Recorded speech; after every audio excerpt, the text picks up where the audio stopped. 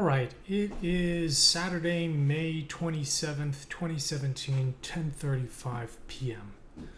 This is our second stream of the day. Streamed earlier this afternoon, then I took a break, went to the gym, had some dinner, did some marketing stuff, and now we are back to do more level design. So today we're going to listen to the Bastion soundtrack.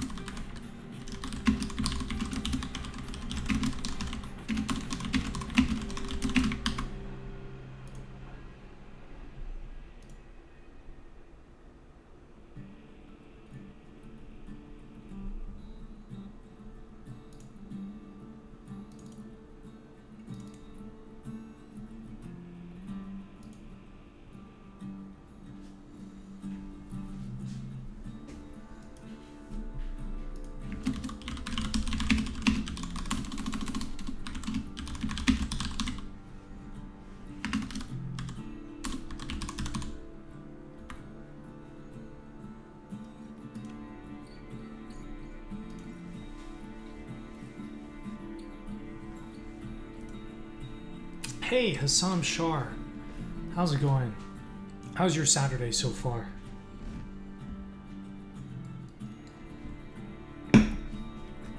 How is the weather in Toronto? Alright, I need to take my vitamin D.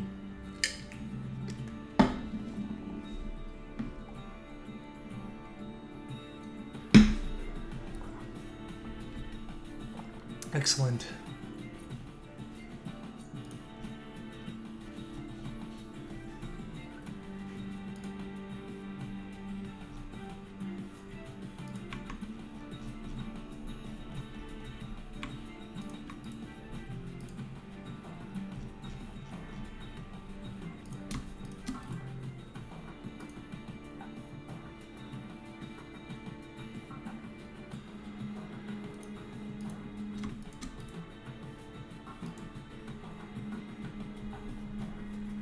Hey, Zentizuken. How's it going?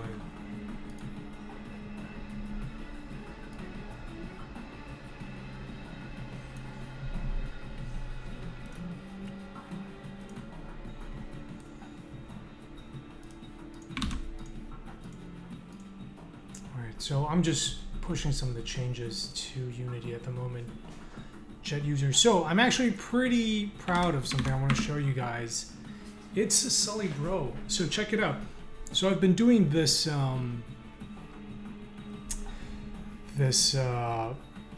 know, kind of a large square image for the Manifold Garden Instagram page, which you can check out there. Put a link in the chat. And one thing that I'm pretty proud of is I figured out how to make how to put a video in there and still have it work with the overall image. Cameraman, thank you for resubscribing.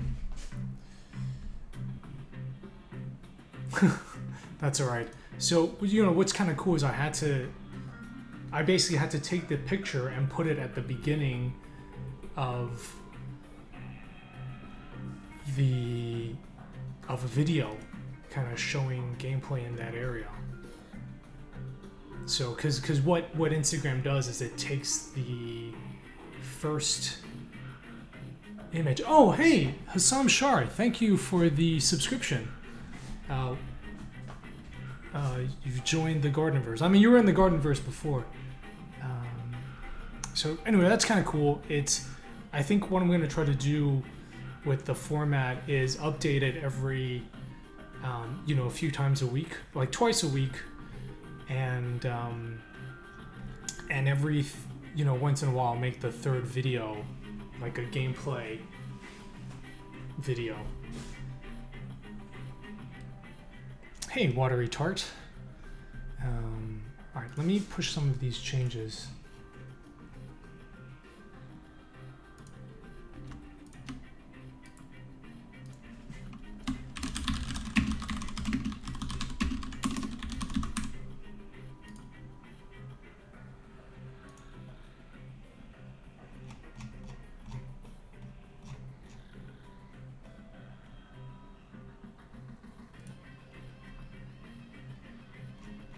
Dun, dun, dun.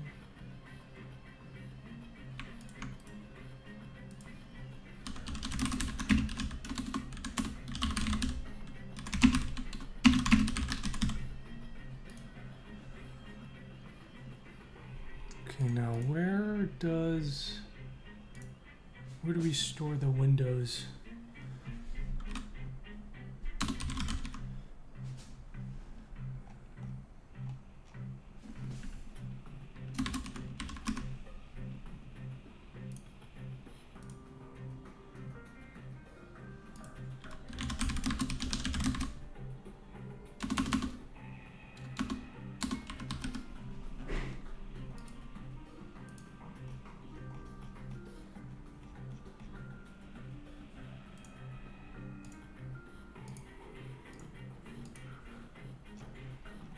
Always forgetting to check stuff in.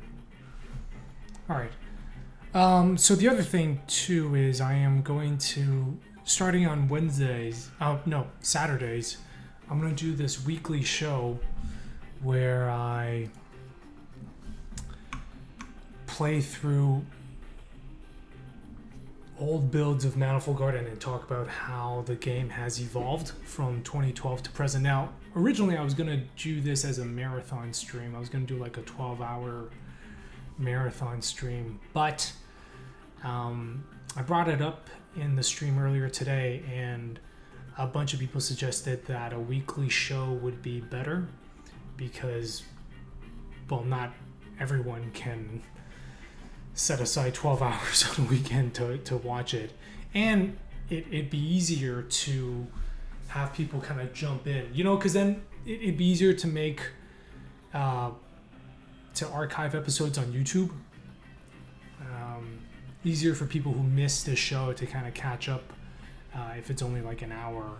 But if it's a 12-hour stream, that gets a little bit harder to break up. So yeah, I think I'm gonna go with Unfolding the Garden. Was that your suggestion? It was pretty good. I had some trouble reading it at first. All right, let me see here. So we have Windows.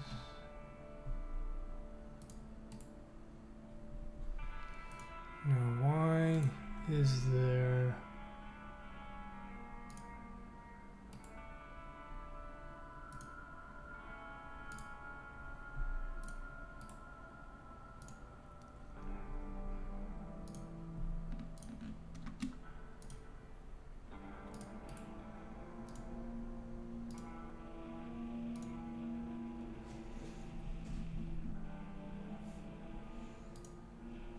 No, well, the show is not going to be procedural. I'm going to be playing through old builds of the game.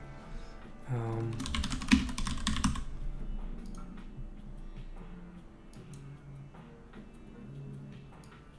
on, I'm just going through these changes.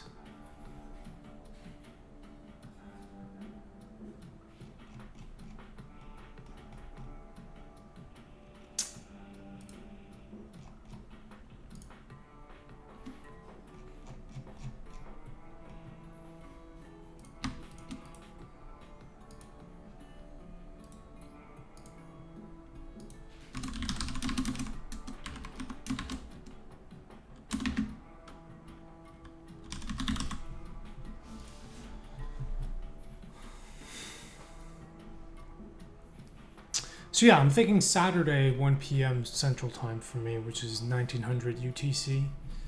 I think that should be early enough for people in Europe to catch it, and but not ridiculous for people in North America.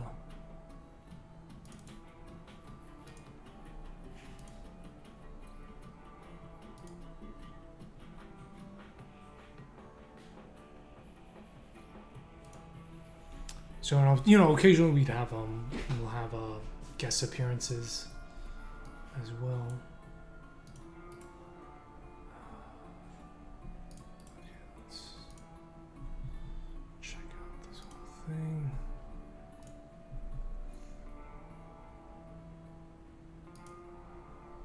All right, let's get to work.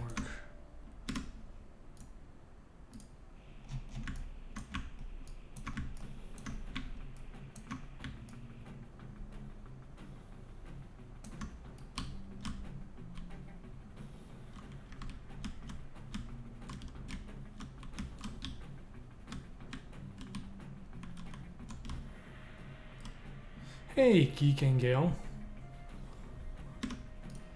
How are you doing today?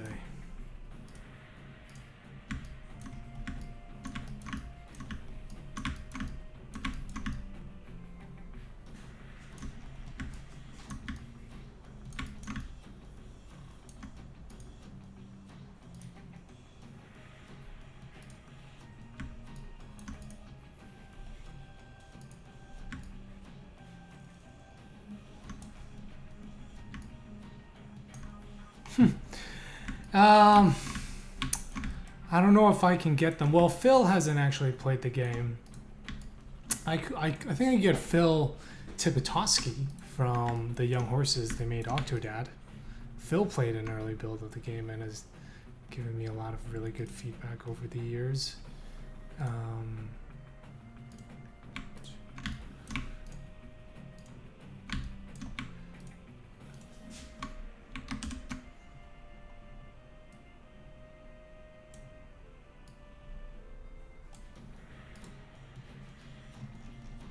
John has played the game, so, but we'll see. I think we gotta be he's pretty busy these days, or maybe not. He's now that he's released The Witness. We'll see.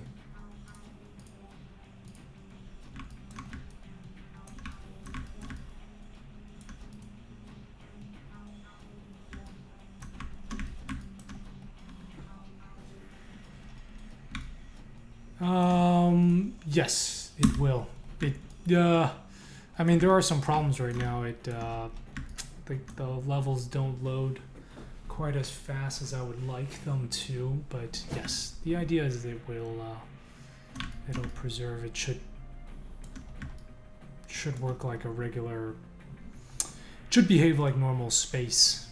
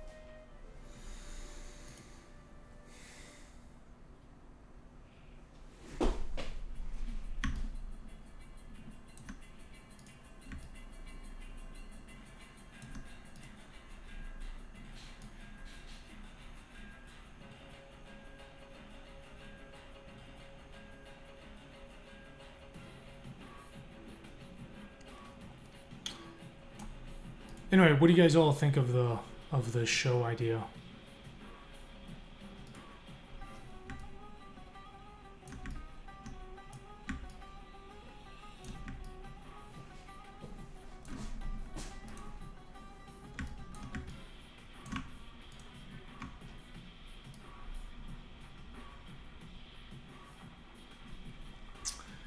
Yeah, I think it'd be a and the idea is sort of would slowly lead up to the the launch of the game. Like it,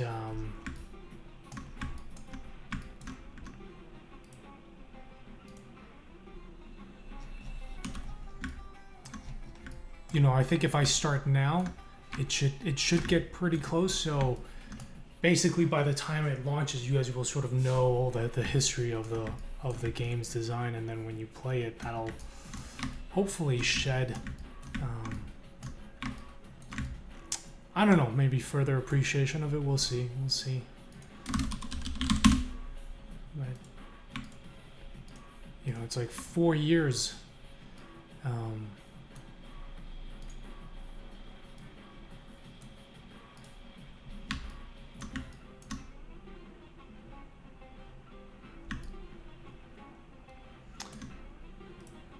And it's cool because I'm pretty excited about it because I haven't seen any other devs make something like this.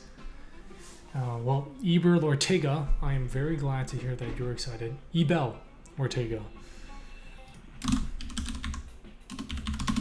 Yeah, like Double Fine did the documentary, which is pretty cool. But I'm already streaming, which is so I'm already kind of showcasing how the game is made on a day-to-day basis. But it'd be cool to kind of look at the whole thing, especially kind of looking at sort of the earlier work with what I know about game development now. With the perspective I have now.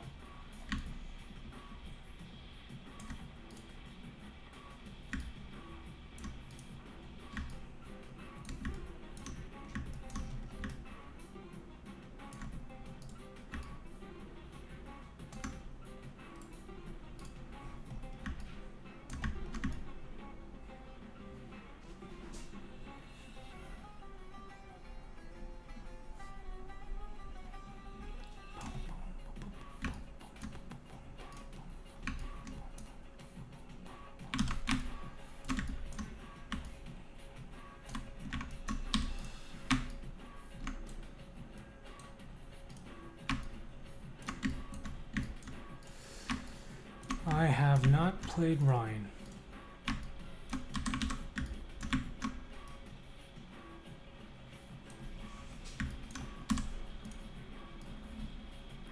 So John, I don't think I got the, I don't think I saw your stream, your subscription notification earlier. It's kind of weird because like normally it pops up, right? Like normally I'll see,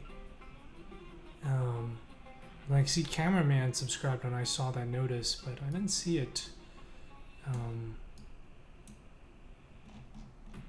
But just want to let you know I appreciate it. Oops. What the...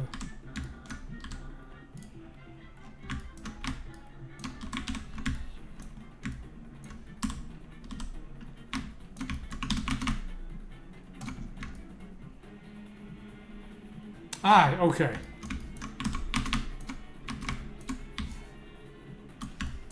I didn't even realize you had a choice.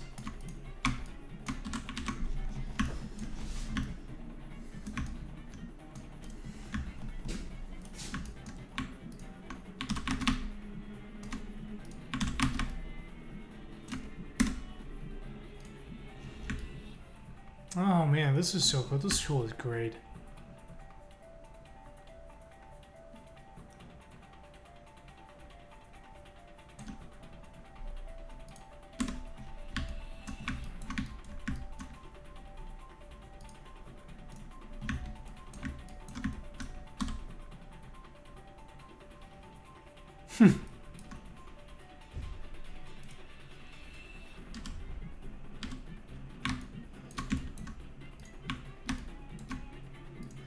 Yeah, like I was following this person on Twitter, and I guess they had synced up Facebook and Twitter, and it would like post to Twitter every time they uploaded a picture on Facebook, And I guess she had just gone back from vacation and was uploading all her vacation pictures onto Facebook, and it's just her account just got spammed. Her Twitter feed was just like, "Hi, I uploaded this picture." They weren't like, the content wasn't anything bad, but it was just she was like the scientist that I was following, and then she doesn't tweet that much, and then one day it was just like my entire feed was just notices that she was uploading pictures from her vacation.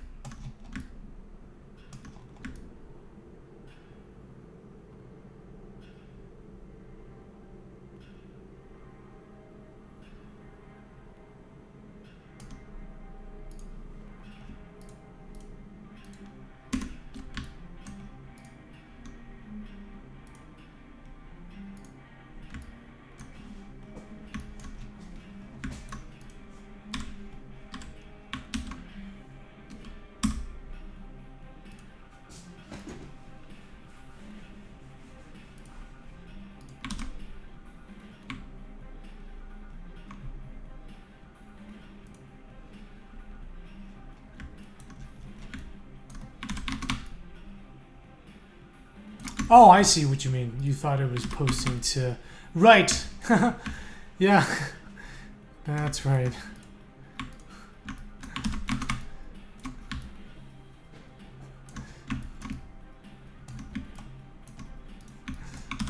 Oh, it was pretty slow there.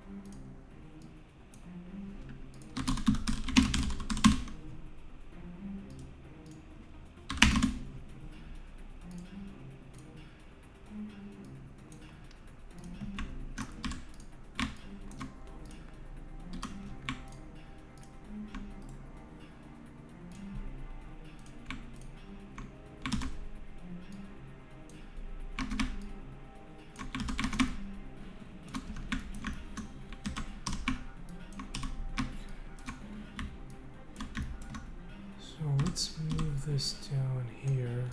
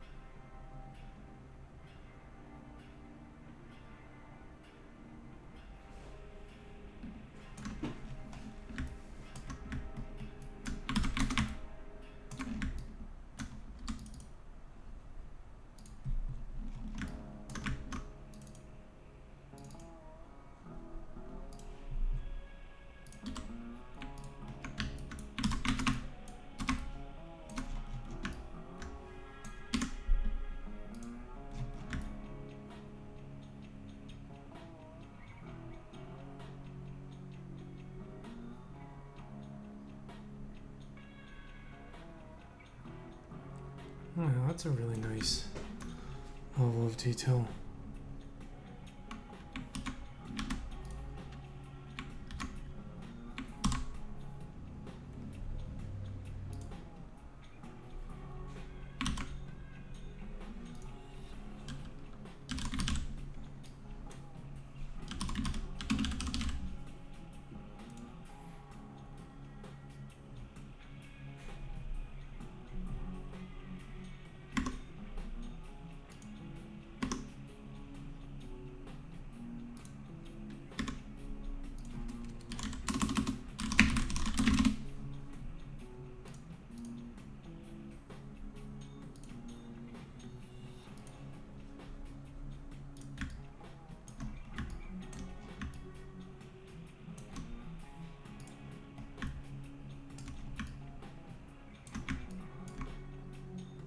Oh.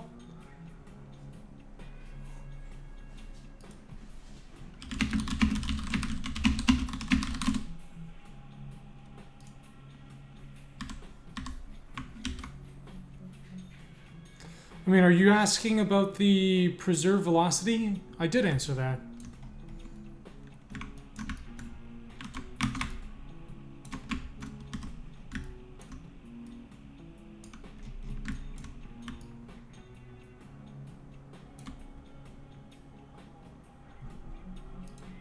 Oh, that's right. There's the auto mod. I don't know why I don't see it anymore. You know, people have been saying that they don't. Actually, I think they're not showing the warning anymore.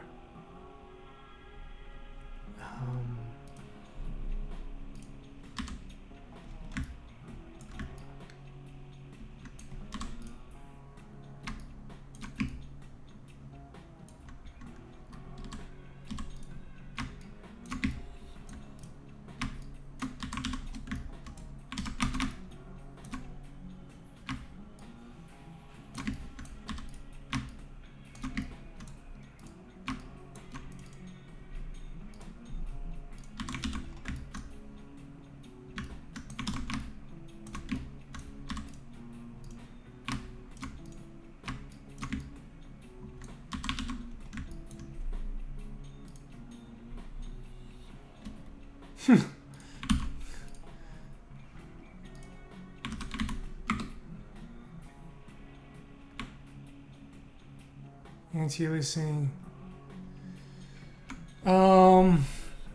First trailer. What are your plans on anti-aliasing? DSD11. Is that Direct 11?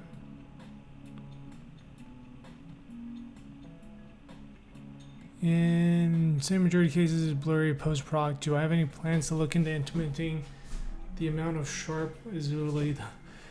Yeah. We do have anti-aliasing. It's that one. It's like different from the trailer now. To be honest, I can't really give you a good answer because Arthur, the graphics programmer, has basically rewritten all of that,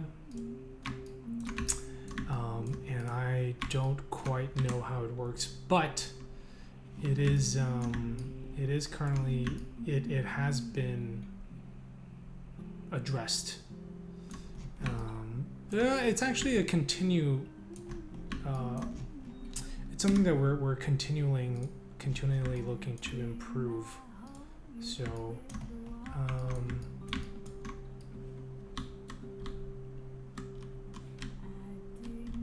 yeah, the trailer is not the best.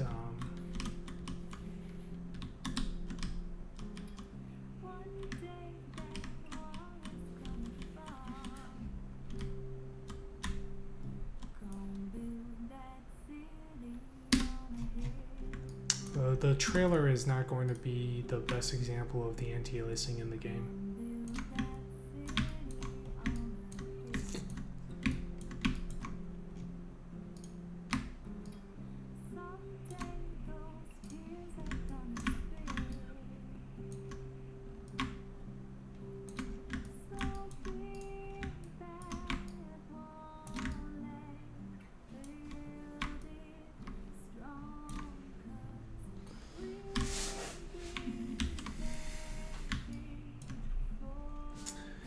But the game is going to have some anti-aliasing problems. You know, it's with all the lines and the density. Like, it's even worse than anti-chamber, right? You know, like the because of the architecture and the density of the levels. It's much closer. Like, Bloodborne had the same problem, and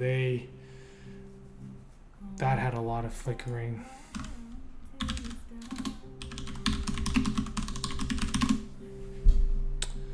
I am using perspective a lot more because of the tool that Arthur implemented that lets me see the post-processing in the editor. Right. No, we're doing some we're doing a lot of anti-aliasing.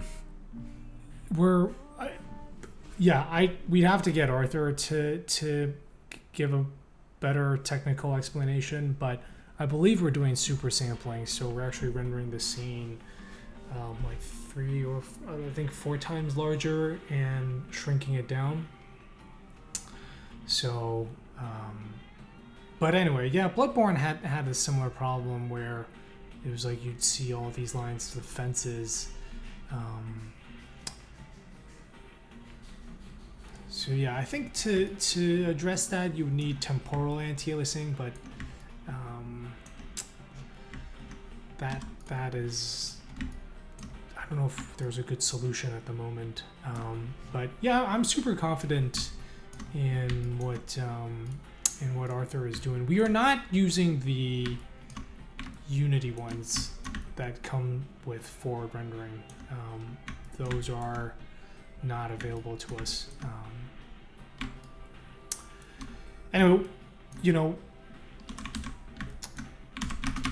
I think maybe once the game is done or closer to release, we'll have Arthur come in and as a guest and just explain what he's doing with the anti-aliasing, because I actually have no idea what he's doing.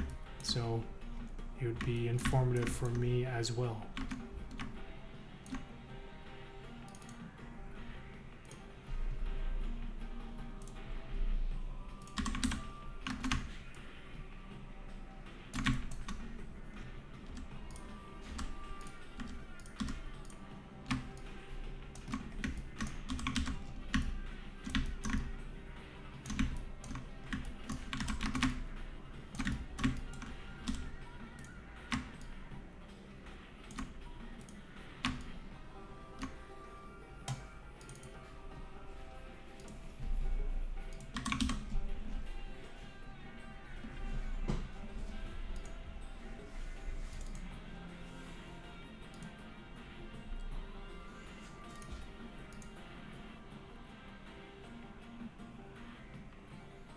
Yeah, but just to kind of give you an example of some of the conversations that we've had with anti-aliasing, right? It's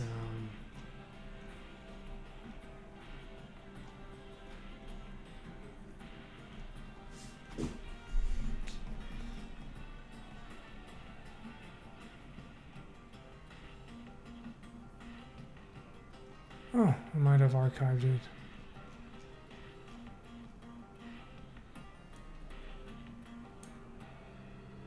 But yeah, you know, for example, like here, looking at how that is an anti-aliased.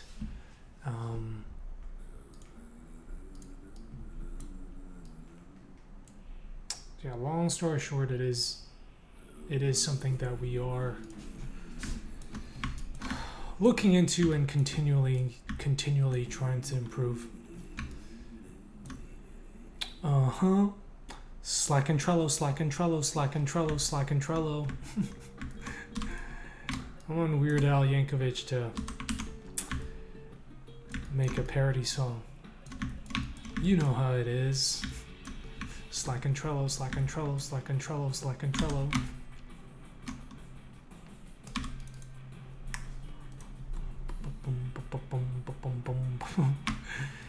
Hey, garlic. How's it going?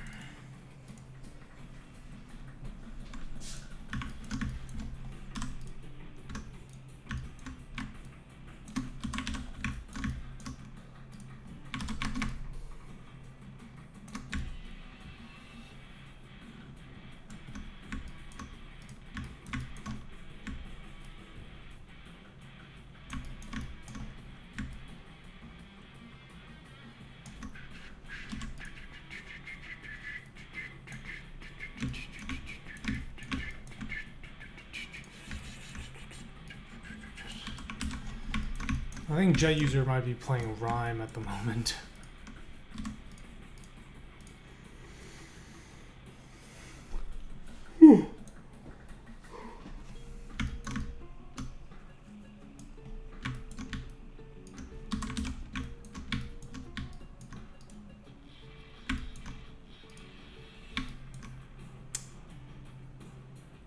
Hey, Deadly Sandwich. Very happy to hear that. We've heard that from a few different people. It's always really great. I know a lot of people just like working alongside the stream, which is cool. Just be careful, you know. You might end up working on a game for the next 5 years. So just be prepared. Well, this game isn't going to make itself, and I really want to get this game out. The thing is, I also just enjoy working, man. You know, like it's like the thing that I want to be doing, you know?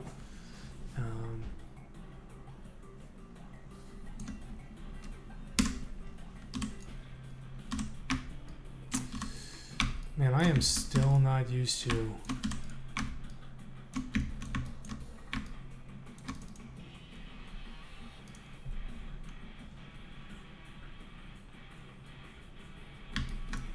yeah, but you know, at the same time, it's like, man, it's been 4.5 years, so let's get this thing done.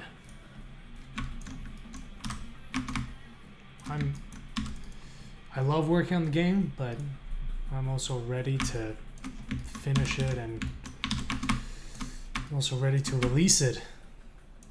It is there, you know. I feel like I've stuck with my vision for the most part, and in many ways it's exceeded.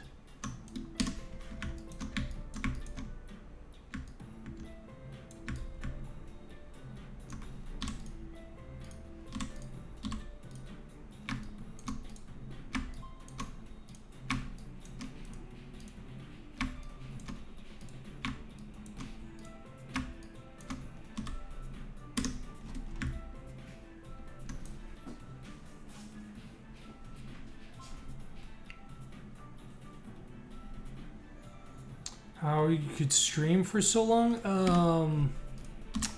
What do you mean? Like, you mean with a single stream or with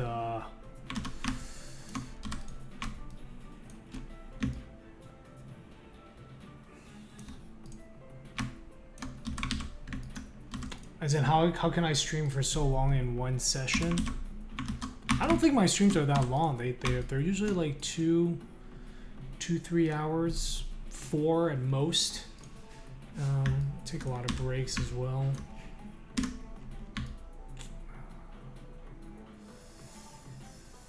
mean, we got a good crowd here.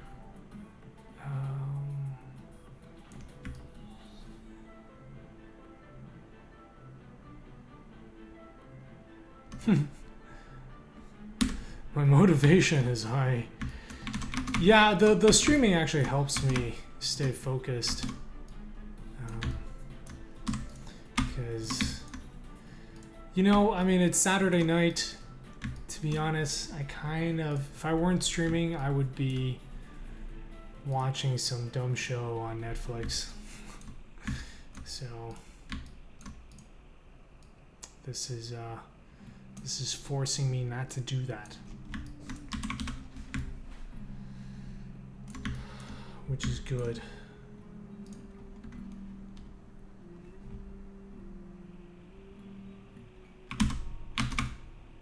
And you know, you gotta remember to take breaks, don't burn out. There was a while I used to work, you know, it's like 16 hours a day. Oh no, I hit play! Did not want to do that. Well, it's time to save it anyway.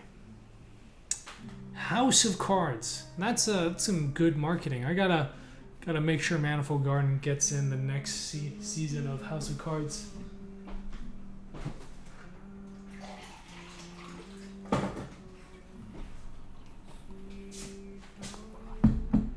Some good exposure right there.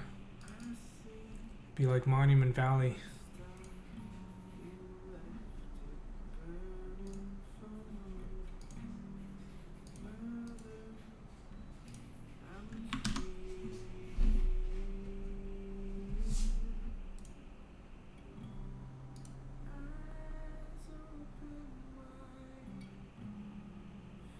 Yeah, it's, you know, that's kind of cool. Being a game developer, knowing that other contemporary creatives might be into your work. You know, it's like it's kind of cool to think that I'm a huge fan of Blame, and I've seen Tsutomu Nihei, the writer. You know, he's Japanese, so all his tweets are in Japanese, but I've seen him like post about some video games, and I like to think that, you know, he'll play Manifold Garden one day, or at least it's a possibility, and that's kind of cool. You know, maybe he is really into indie games and is already following or something.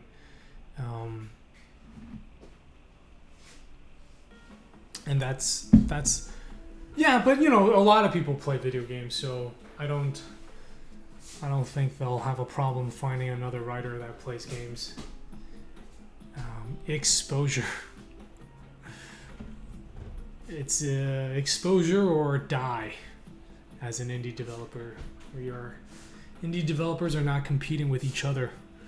We're competing with obscurity. Yeah, like John Carpenter tweeted about how much he was enjoying Prey, and I was like, oh man, that's awesome. Or like like there's that scene in Old Boy that's clearly inspired by fighting games. Anyway, it's kind of cool to see that your work is sort of in a conversation with other mediums, that are currently being made. So that's pretty exciting.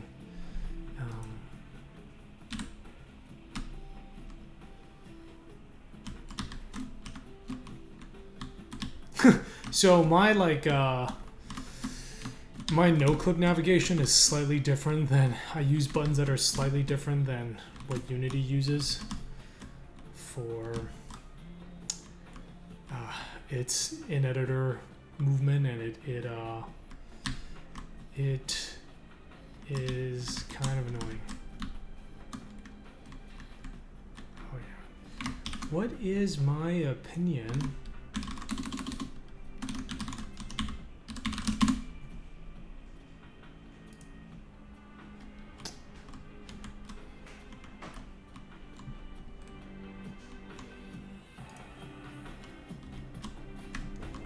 fastest way is just download it and start making something. Anyway, I don't know if what was his name? It's really Kine. I'm just gonna call you Kine. But you can see that we've got. I think this anti-aliasing is quite decent. It's much better. You know, that's kind of picking up. That's it's you know, we're just, you know, that's the geometry is messed up. Well, cool, Tony. I don't know if it's your first time here, but got some links for you to check out.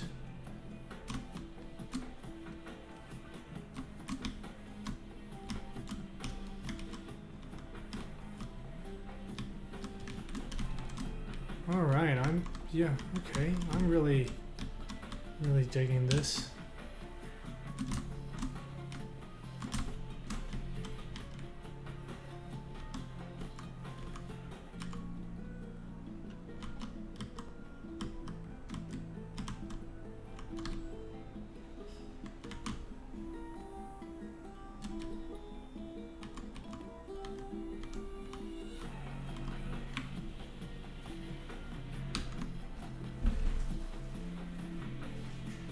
Oh, okay, cool. Just, I'm actually surprised at how good well, I don't want to brag, but how easy it is to actually remember people's Twitch usernames.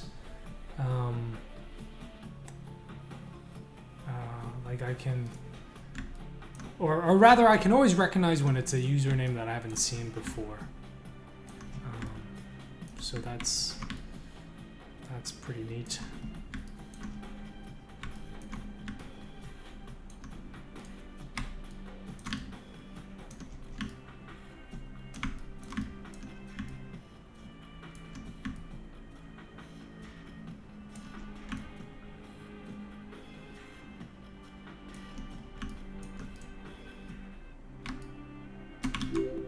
And Hassan Shar, thank you for subscribing again.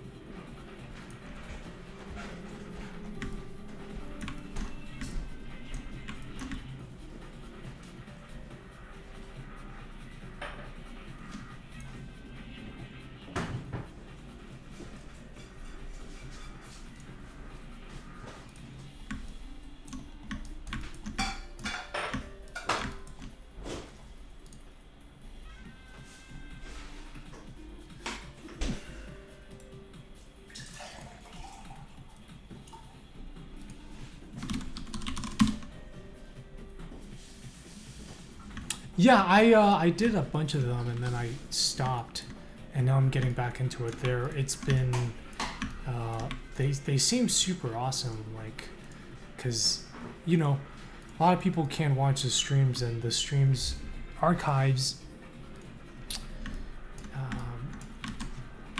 don't work. It's like if you miss a stream, it's not as fun to watch the archive.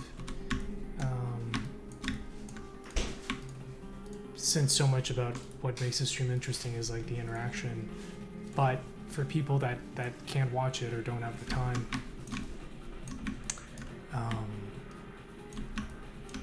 the development updates work quite well. It's a quick 5 minutes, goes over all the important stuff.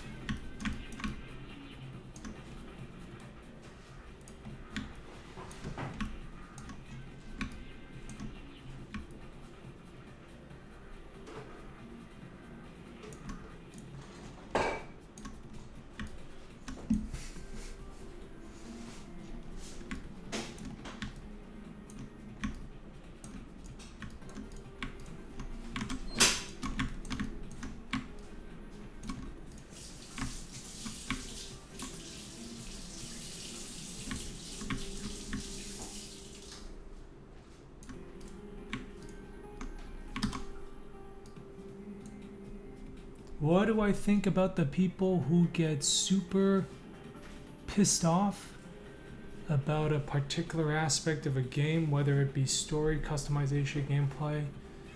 Do they take it personally or completely ignore it? You mean, do I take it personally or completely ignore it?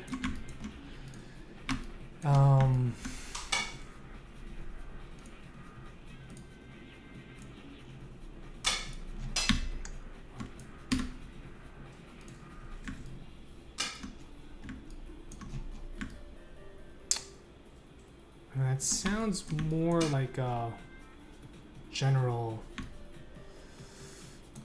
question of dealing with criticism. I did play the beginner's guide. Somebody has asked me that before.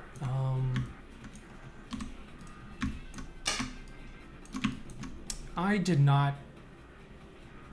I really liked Stanley Parable, but I did not enjoy the beginner's guide.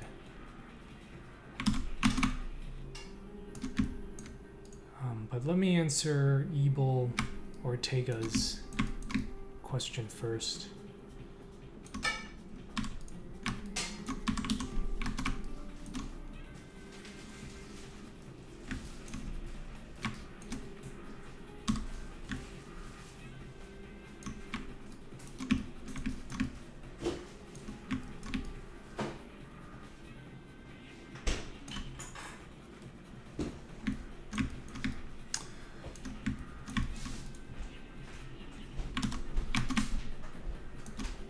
So yeah, there's always going to be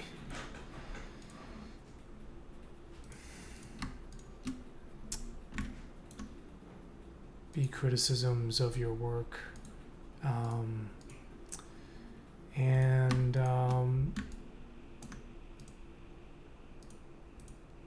yeah, and especially with the internet, you're just gonna see so much of it. And at the end of the day, you can only do what you do, right? Like, I already know for a fact that there are going to be negative reviews of Manifold Garden. Some people are going to hate it, and they'll probably complain about it on Steam. I think if once something is public, yeah, right, and everybody's entitled to their opinion, but yeah, I don't see that as like, I don't take it personally, but I also don't ignore it. When it's during the feedback phase, I do need to, I pay attention. I don't ignore any of that, right? I listen to what everybody has to say. I don't always address them. I mean, it's like some people want guns in Manifold Garden, and I'm not going to add that because it doesn't fit with what I'm trying to do with the games. Some people want me to keep adding updates with new puzzles, and again, that doesn't work. Like the whole game is one puzzle. I can't add additional content without breaking stuff.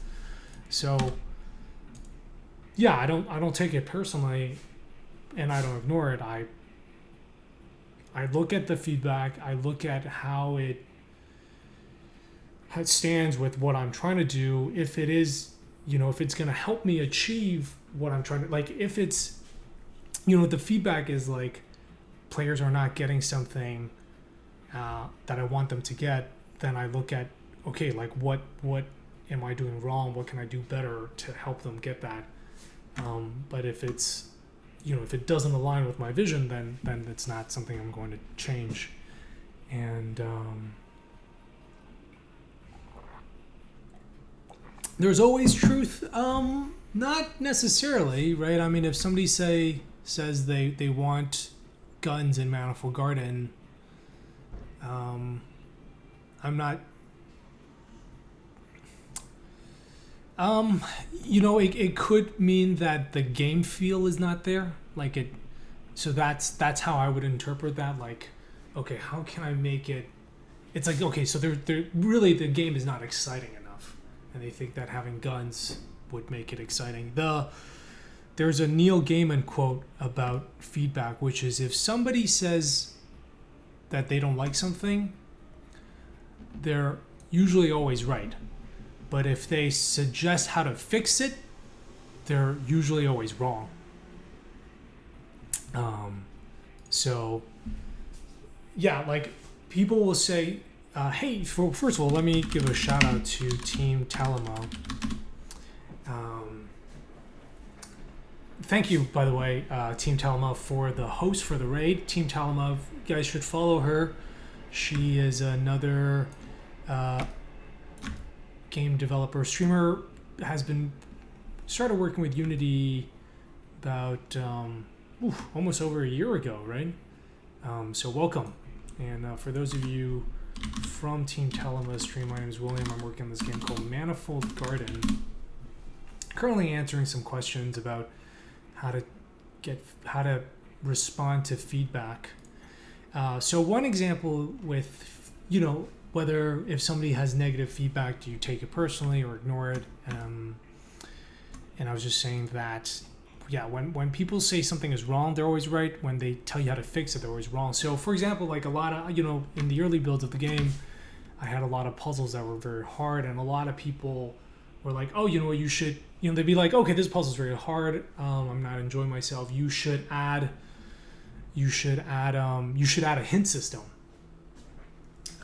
So the first part what they were saying was that the puzzle was too hard. They didn't like it, and I listened to that. So there was a problem, but hint system is not the way to go, right? Because if I add a hint system, then it becomes a crutch. Like, I start using the hint system to make up for bad level design.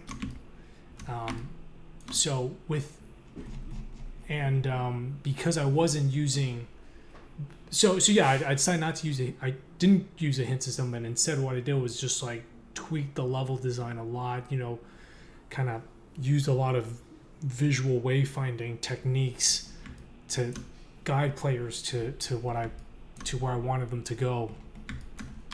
And that was a much harder way of solving the problem, but it was a much better way and much more rewarding. And I think that's made the game a lot better.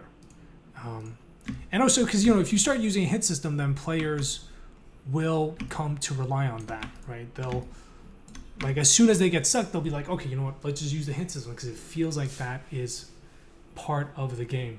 So, or that's like an accepted thing to do.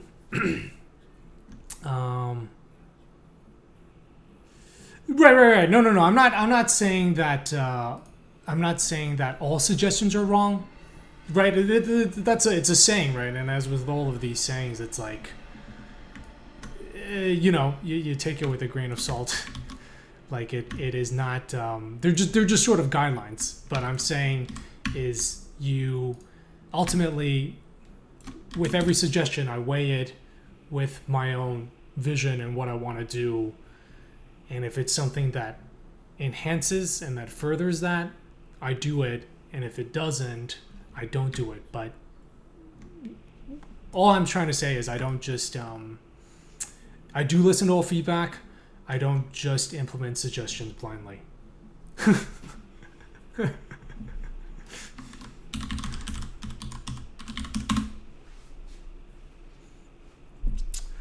What was the other? Beginner's Guide. I really appreciate the game, but I'm super glad it exists. I think I'd love to see more personal works like that. My main problem with it is I felt like I was listening to an episode of This American Life while kind of walking around in first person. Meaning that I think a lot of the emotional impact came from the voiceover storytelling, and not so much from the gameplay. So that is what I didn't enjoy about it. But you know, I'm glad it exists, and I'm you know, I'd love to see more kind of personal works like that.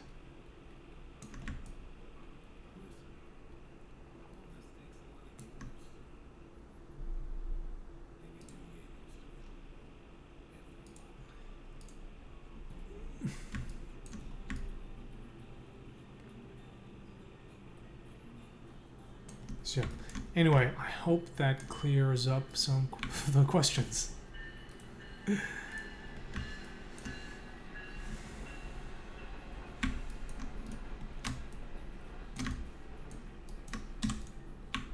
By the way, it is really hard to talk while you're level designing, so I can be much more articulate. is what I'm trying to say.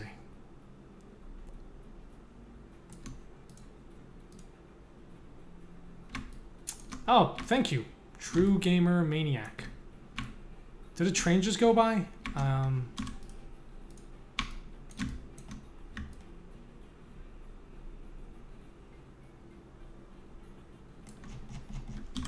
Did not even notice. Oh yeah, here's the link to the GDC talk if anybody else was interested. Yeah.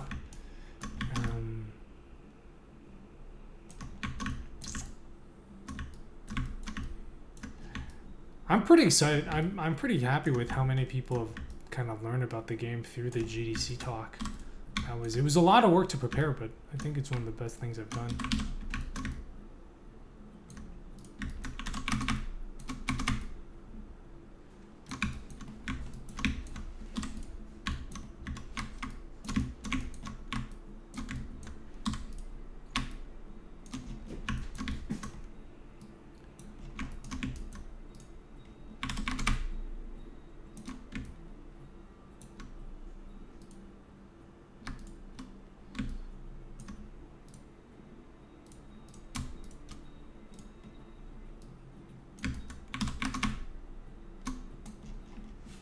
So did you get the talk? How did I get the talk? They contacted me. No, I forget who. I think somebody reached out to me and told me about it. I still had to apply. I did not request a talk. It was part of the level design. Part of the level design workshop. So it's like it's part of like a series of level design talks, and I think they were looking for new people, and then somebody had kind of like suggested my name, and then somebody else, then like one of the organizers emailed me to tell me about it and asked me to submit a proposal, or it wasn't super formal. I don't remember filling out anything. I think we just kind of had they had a look at my game. We had a Skype chat and talked about some potential topics. But so I don't quite remember the initial process, but it was definitely a lot of work to prepare. They're very, very well organized, and that's not the case with all of the panels. Like GDC is in March. For those of you who knew, we were each assigned a mentor, and we had to have like a draft by, we had to have like a draft of the slides done by mid-November, and then by December we had to have kind of almost the final slides done. And I recorded myself giving the talk a few times and sent it to my mentor and the organizer, and they gave me a lot of feedback based on that. So, like I've heard some GDC panels, people were like, oh, they didn't even know what they were presenting about.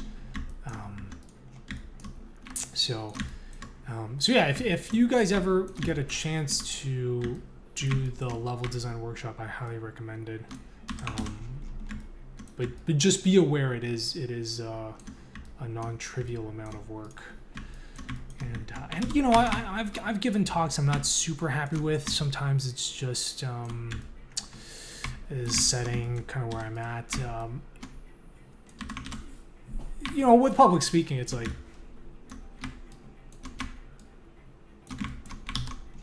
athletes, right? Sometimes you have good days and you have bad days.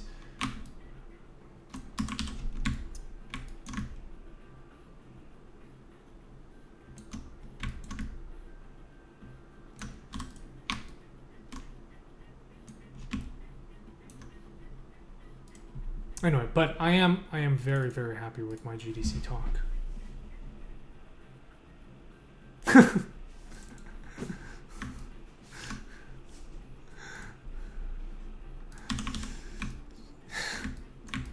It is a skill that you can get better at. So that's do not despair. There is hope for you yet.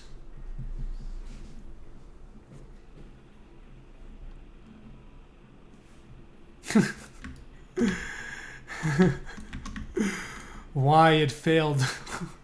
Yeah, my next my Manifold Garden talk will be not for lack of trying.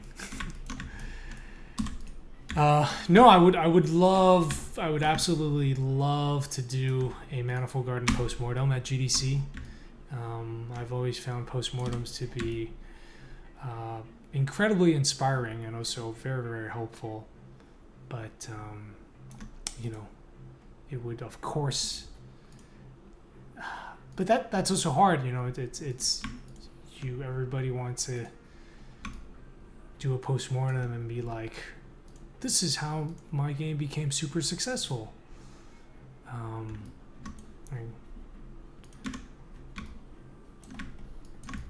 Nobody wants to be like, well, this is why the game failed.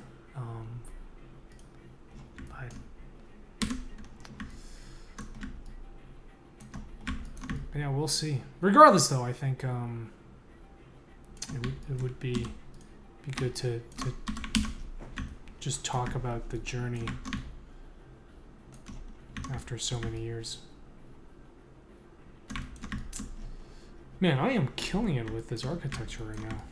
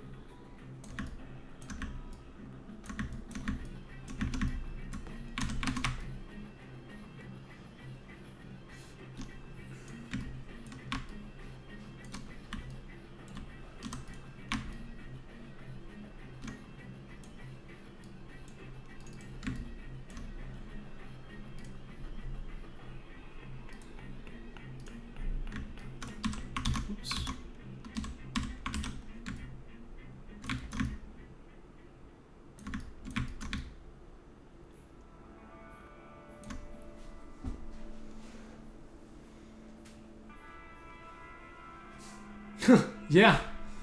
Some really, really good comments too. I think it was actually, the comments were very eye-opening actually.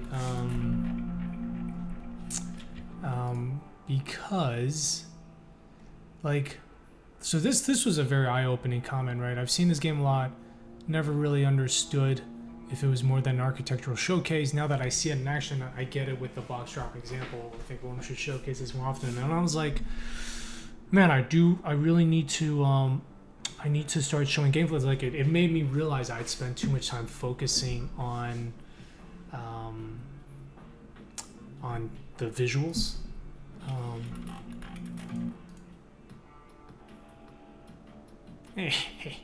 I have more views than the journey talk.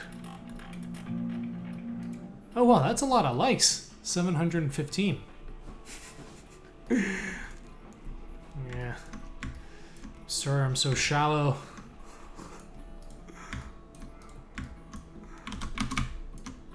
I'm just kidding. That's it, by the way. Genova Chan's talk is fantastic. Oh, so that's an old talk. I saw it originally on the GDC Vault. But yeah, it's a great talk. You guys should all check it out. Let's see, 27... What is 23? 2317?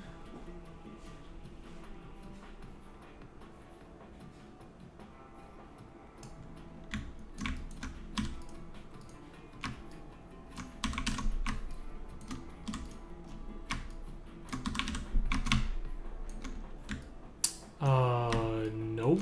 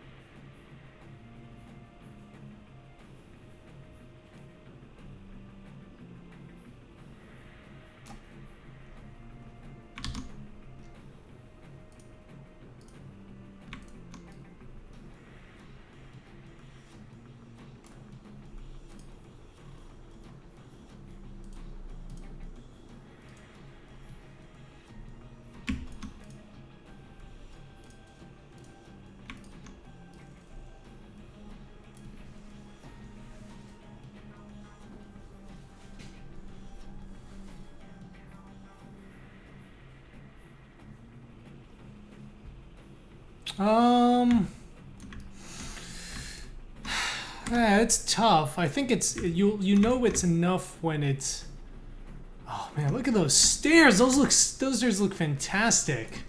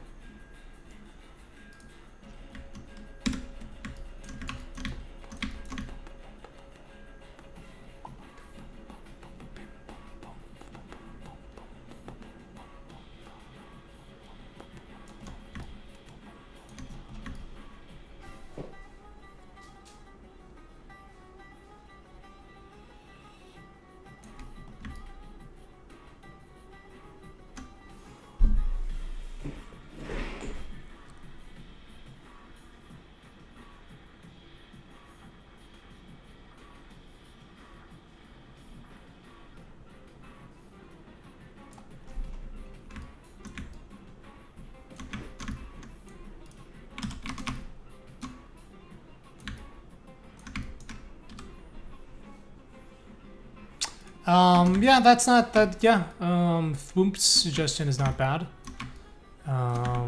That's kind of how I do it, at least with puzzle designs. I usually err on the side of too difficult, and then just scale it back. That's how I think that's how Limbo and Inside were designed.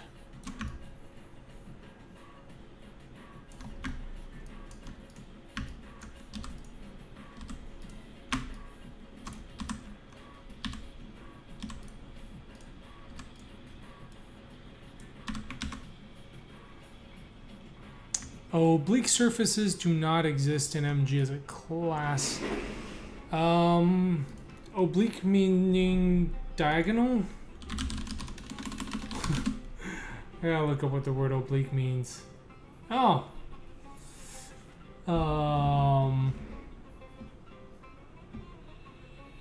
Yes.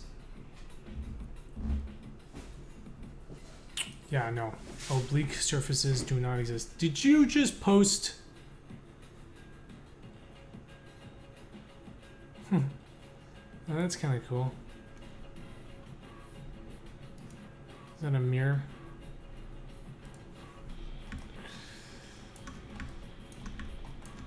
Yeah, no, they do not exist because, you know, which gravity would you be in?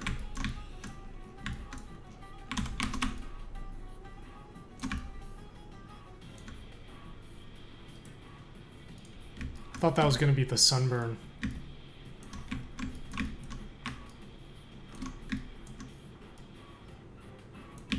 It's just a mirror in the forest, right?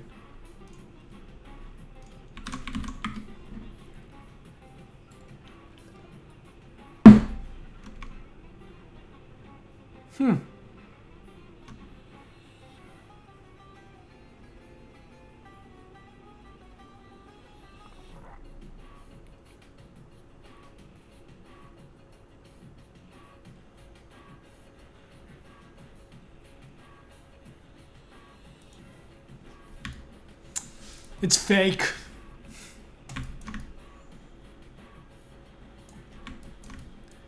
Yeah, betcha it's fake.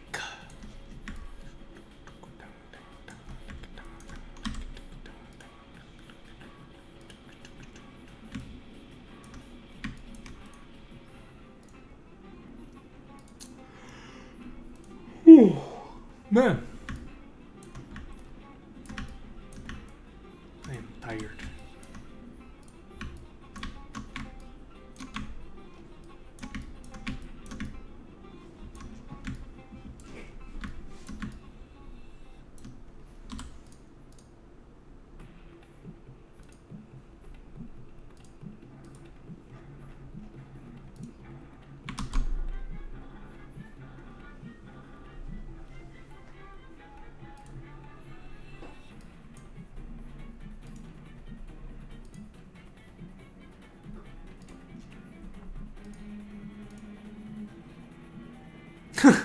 This guy is crazy clever.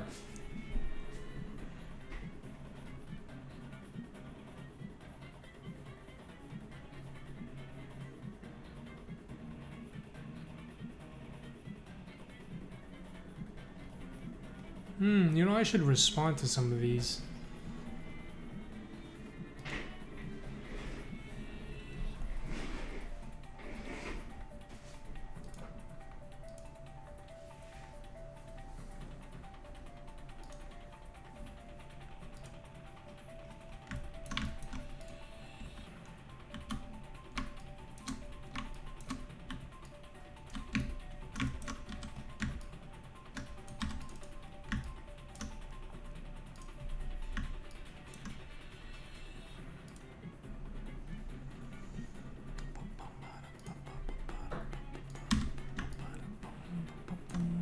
Boom, boom, boom.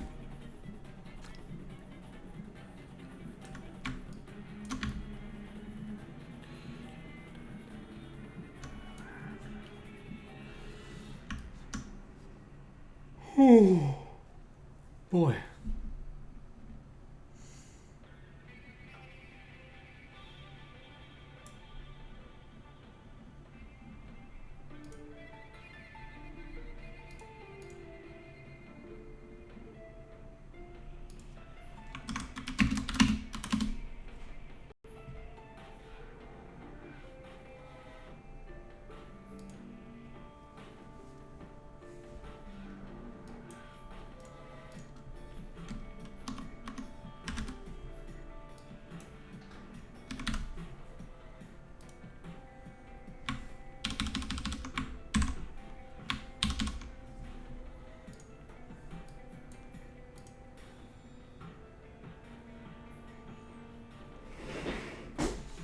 Isn't there is a song here about build a wall, no?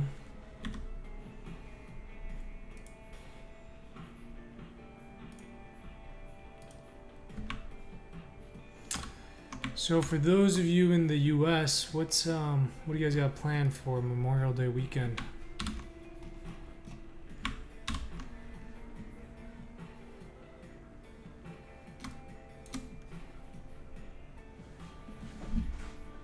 I'm gonna go to a barbecue tomorrow.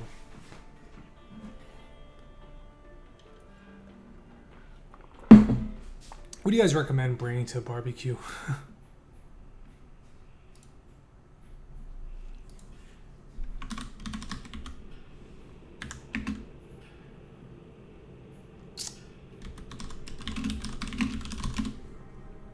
Mo Game Dev.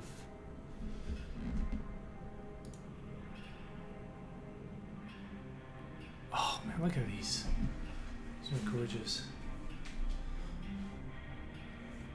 Chips.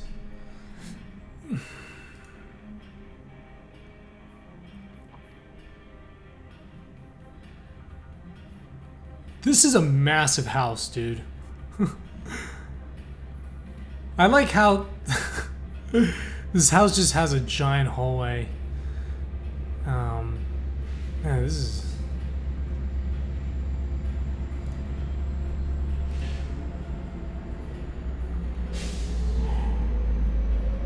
Oh no!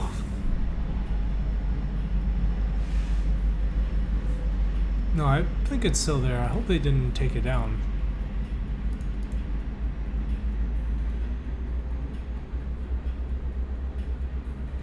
It is the most important house design on the of the first half. Considered to be one of the most important projects.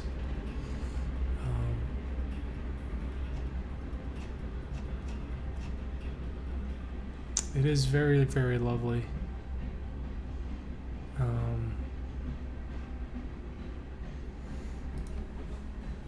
I actually, there's the Roby house is in my neighborhood, and there's actually another Frank Lloyd Wright home. You know, I live in Chicago, so there's plenty of Frank Lloyd Wrights here. There's actually one in my neighborhood for sale for like $2.5 million. But I've not been to this one. You know, I've been to Falling Water. Yeah, I've been to a few around Chicago. I've been to the Guggenheim.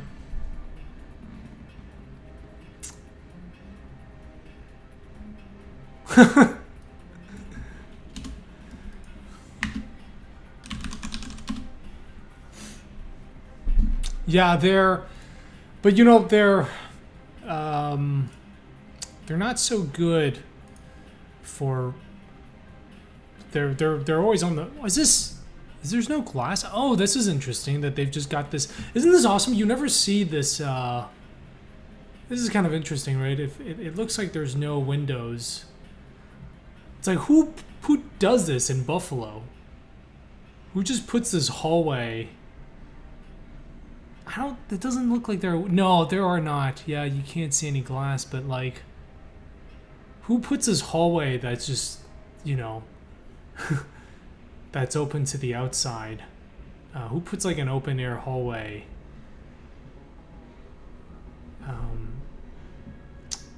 In a house in Buffalo, but I guess it probably had like a servant's quarter or something.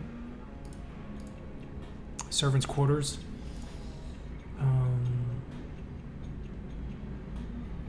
Yeah, but it's really hard to sell them. Nobody wants to buy them. They're not windows. If you look closely, you cannot see any. You can't see any glass. Right? It looks like it's open air. Right.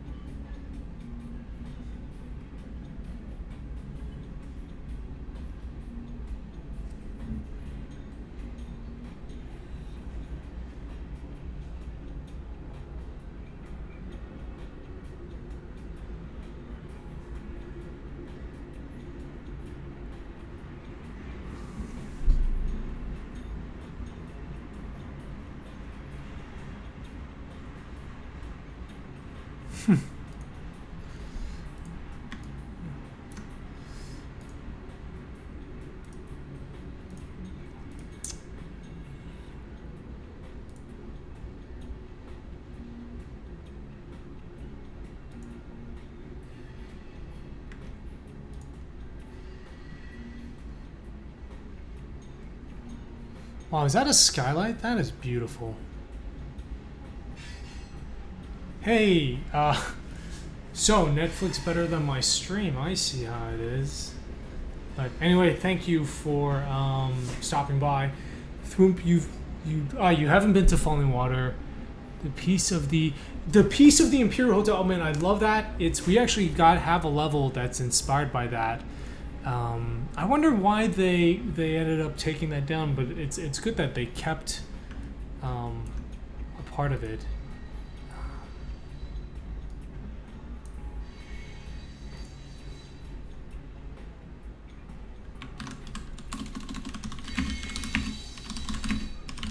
Anyway, Hassam Shah, thank you again for subscribing, and yeah, I will see you around.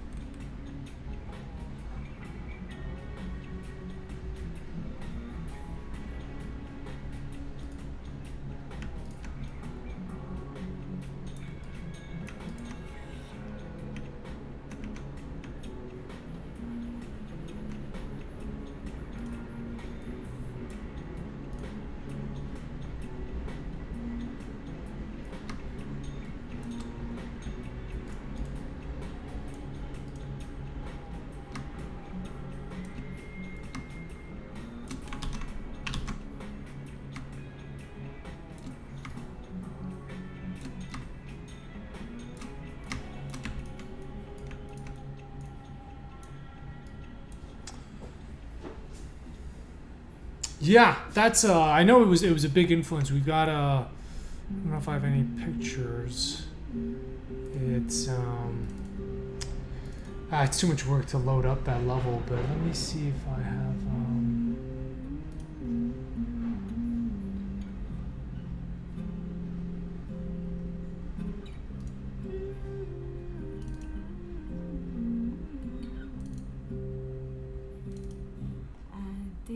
yeah, so like here, this one is, you can see I've got a bit of that kind of combined it with Habitat 67 in Montreal, but the interior, the columns were heavily inspired by the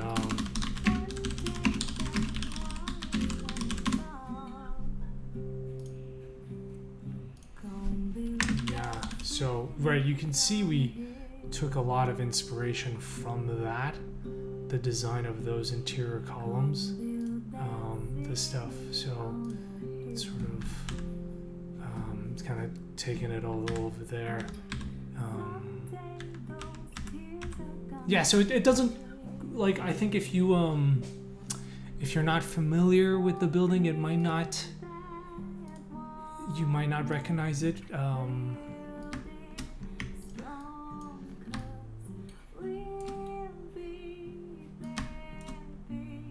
Hey Charlotte, good morning.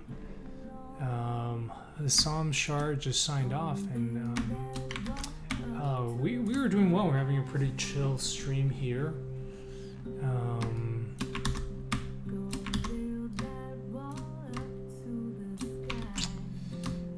Yeah, I guess you're off to work soon. Sunday work day. I made it to the gym today, which is good. It's my first time in 2 weeks. Oh, you're at work already. So I am. I think I'm gonna have to. I can't keep increasing at. I can't keep increasing the weight. I'm gonna have to drop down a bit.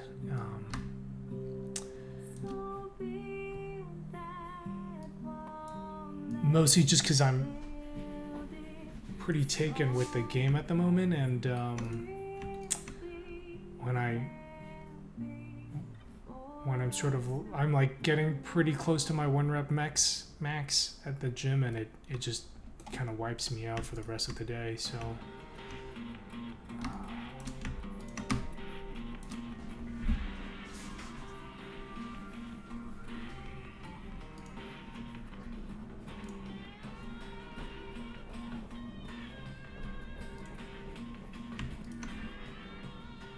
by the way, Throop, yeah, I need to deload a bit. Like it's getting, because it just got to the point where, like, I like going to the gym to relieve stress, but it's so intense that it's not doing that for me. Throop, I was wondering where you found us from. In SketchUp Warehouse? Huh, I should check it out. Are you talking about the Darwin Martin?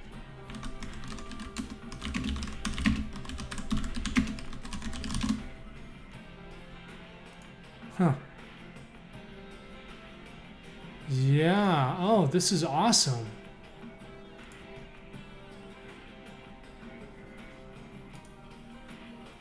Ah, I should oh my god, you know what we need to do is we need to, or rather I need to do that. Is this the one you're talking about? Is I need to do a series where I look at these Frank Lloyd Wright homes, I download them and look at them in SketchUp.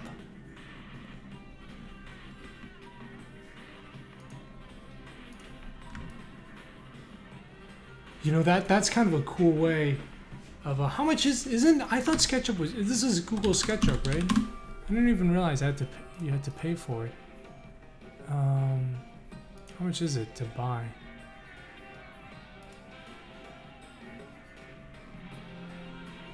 Oh, ooh. We have aggressive discounts. Yeah. Oh, it's can I, if I just want to look at Quasi Tajima, if I just want to look at it, I wonder if I can use for free.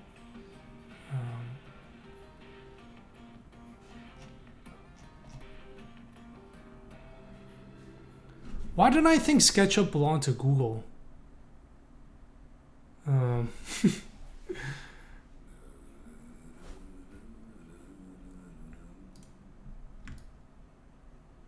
Quasi Talima me. But yeah, I do love the Twitch hosting culture.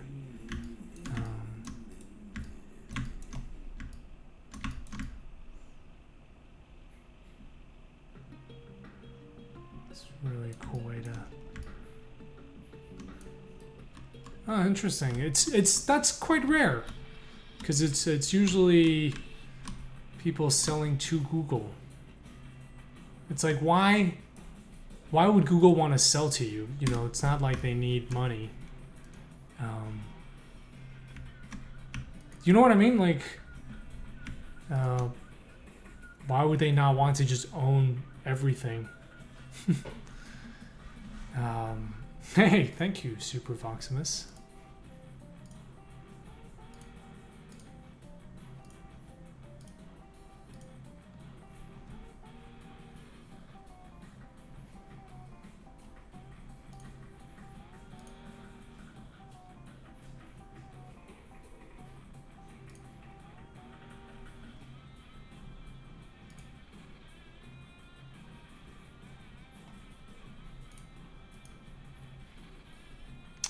Pretty much. Yeah. We'll wait until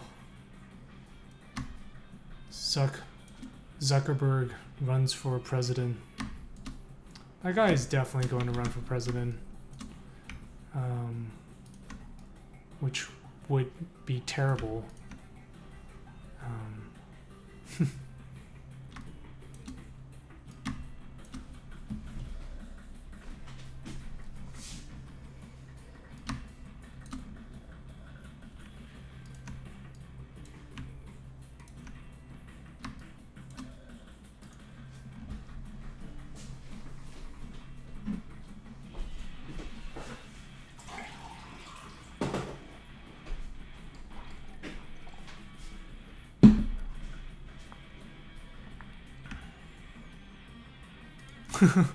I'll do it after my game is done. I'm not 35 yet, though.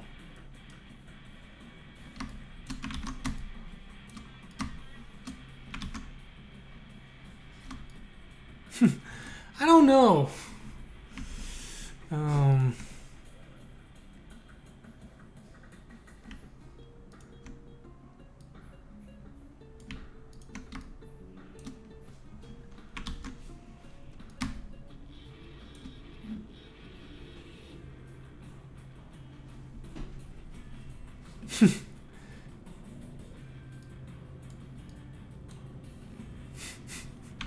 You just turn us all into batteries for Tesla.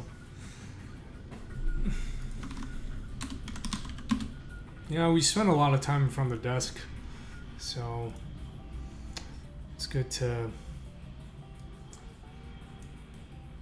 you know, have some variety. I know Harley Difficult does it, Warner as well.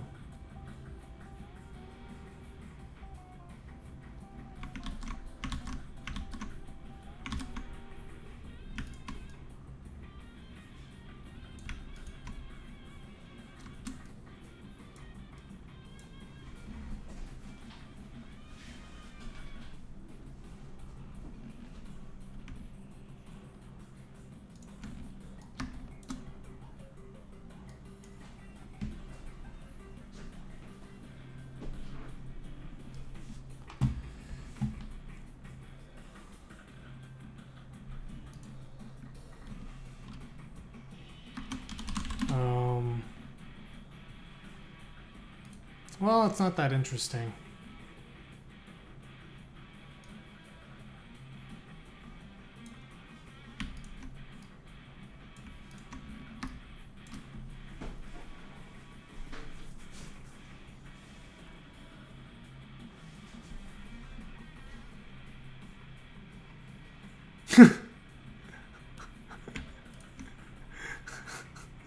That's pretty good. I feel like something is missing here, but no.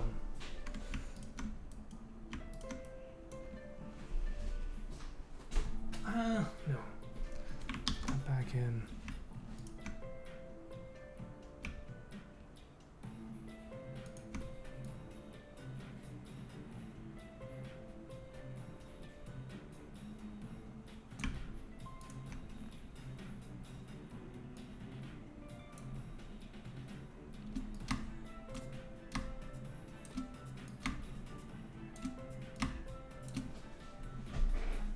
I'm gonna steal your seafood joke.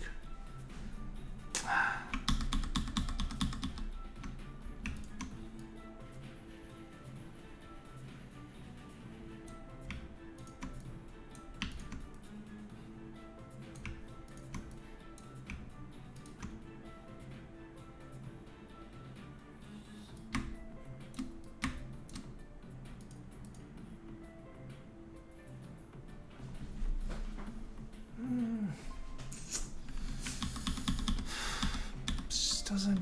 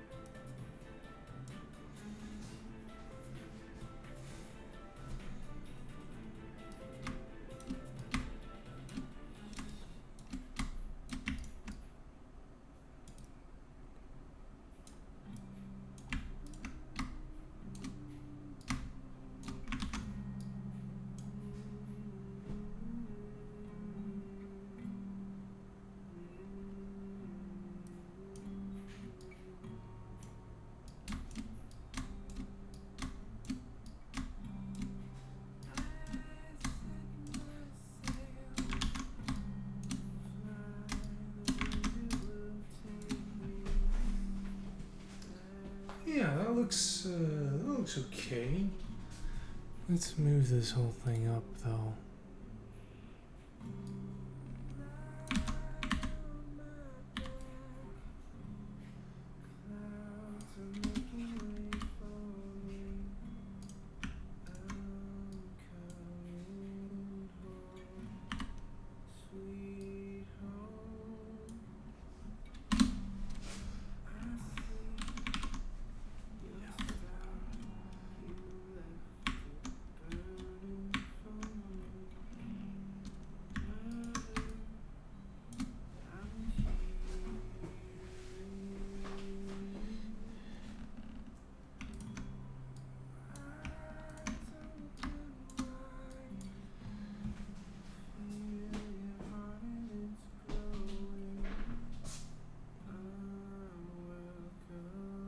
The interrupting cow?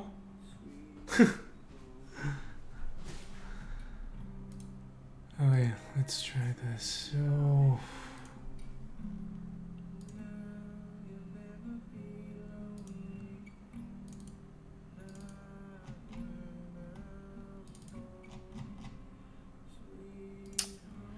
resources, window designs.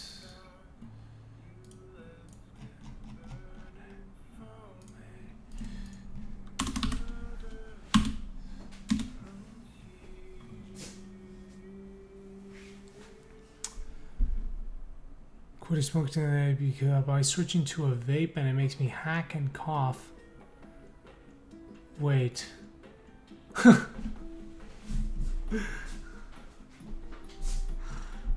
a good one. I thought vaping was easier. I've never vaped. But I thought it was more like a hookah.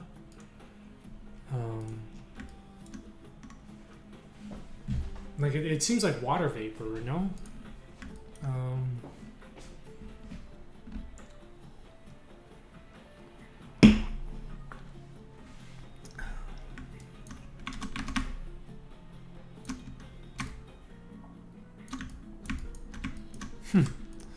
Well,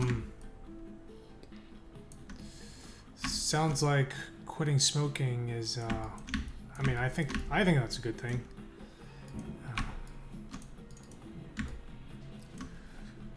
Okay, so this is now I do need to make sure that this guy is 18.8.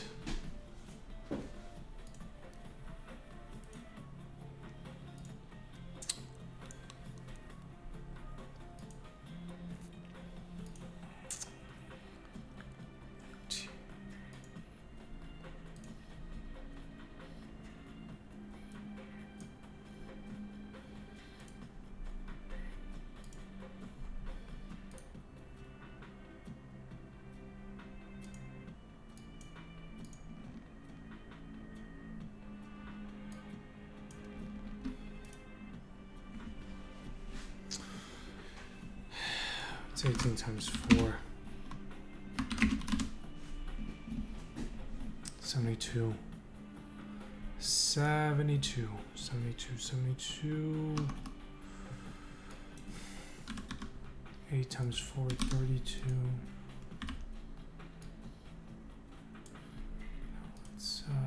Let's no stroke. Let's fill it with red. And let's make it okay.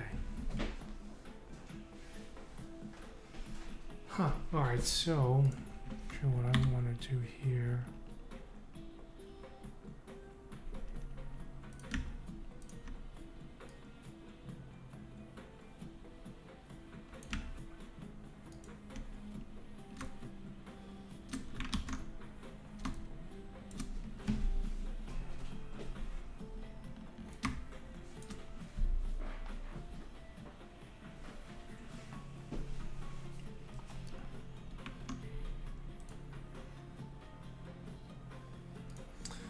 Tell you I have in Unity made a mesh to build a hex grid, and the part that I'm proud of have a shader that handles the border and fog of war shading. Well, show us a screenshot. You should post it on the Unity subreddit. You gotta show off. Let me see it. That actually sounds pretty cool. It's if you can do something in a shader, you should do it. Just,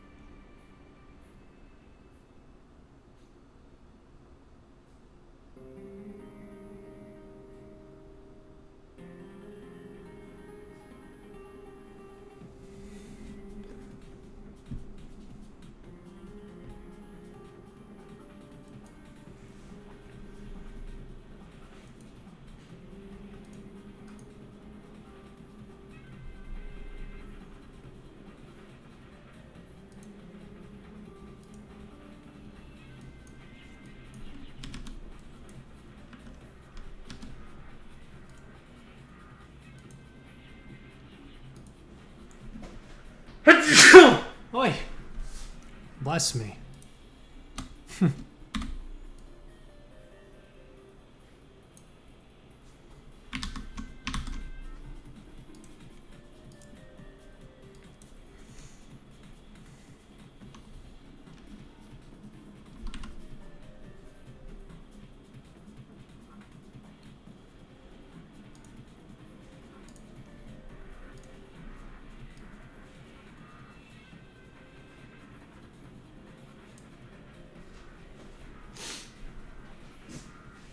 Oh, let's check this out.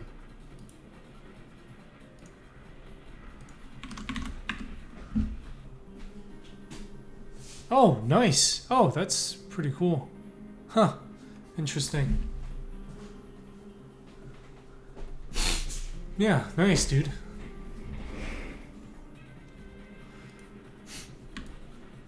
So you just have one material there?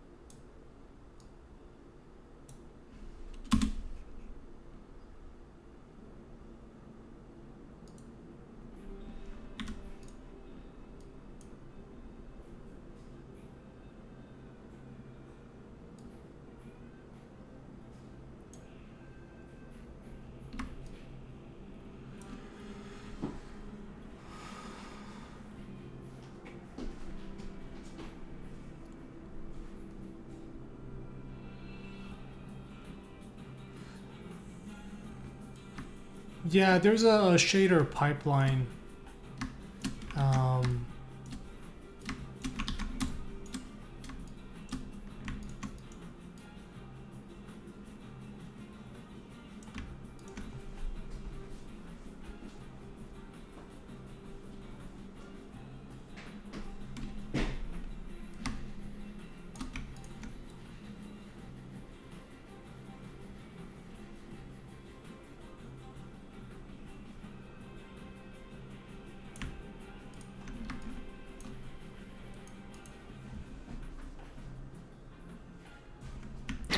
Man, they really had some great music for Bastion.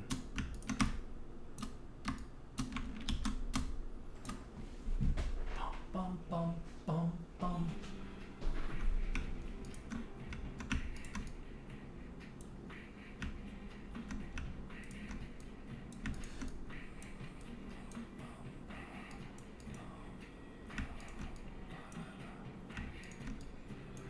Dun, dun, dun, dun.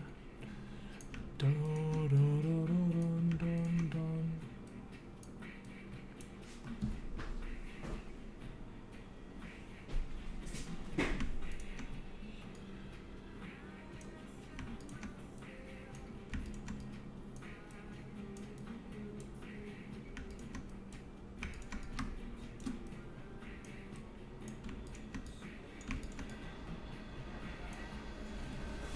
Eyes like moons here. Oh.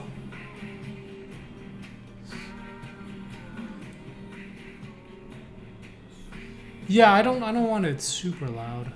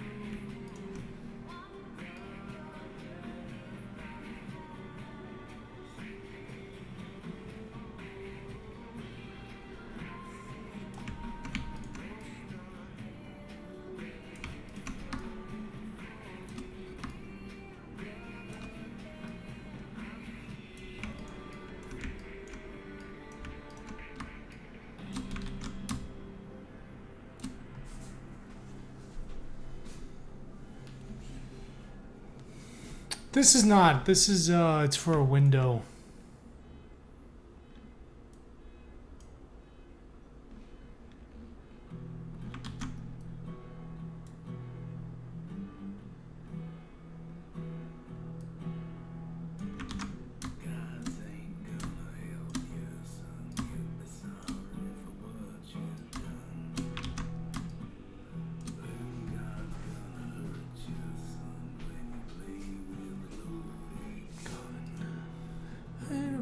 With a loaded gun.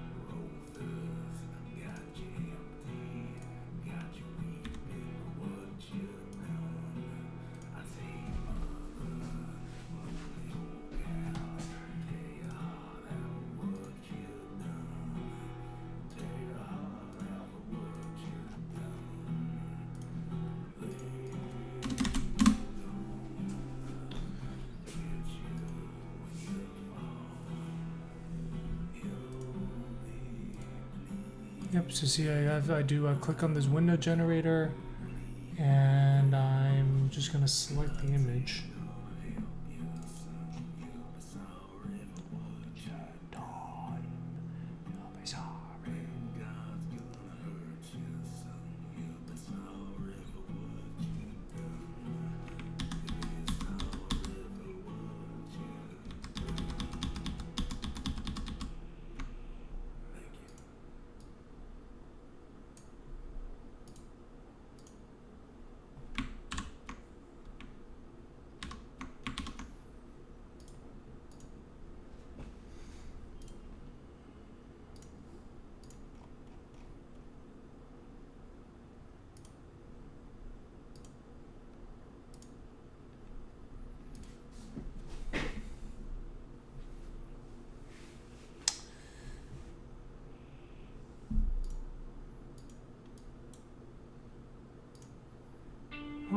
Let's listen to the Transistor soundtrack.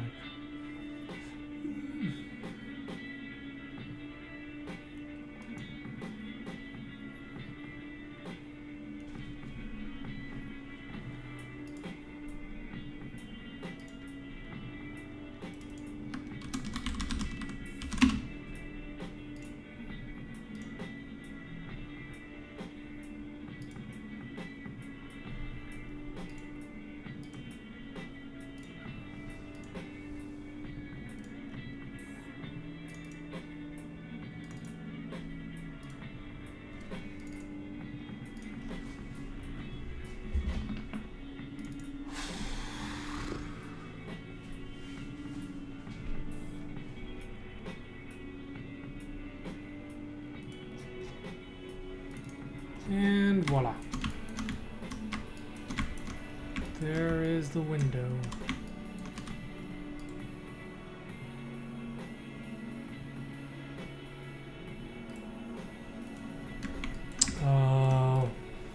What are those names? I'm not, I've actually never played, alright, so, baseball. I recognize Joe DiMaggio.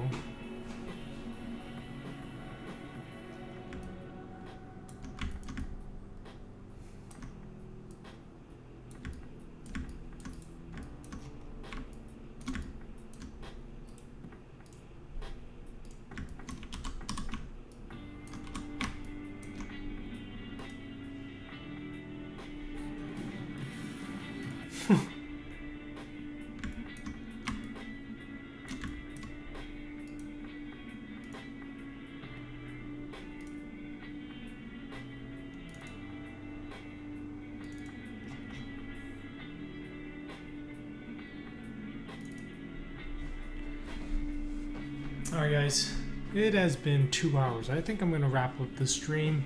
What do you guys think of the poster? Unfolding the Garden. This looks like this looks very much like an academic poster. Cause it looks bad. But is there any more information I should have on this?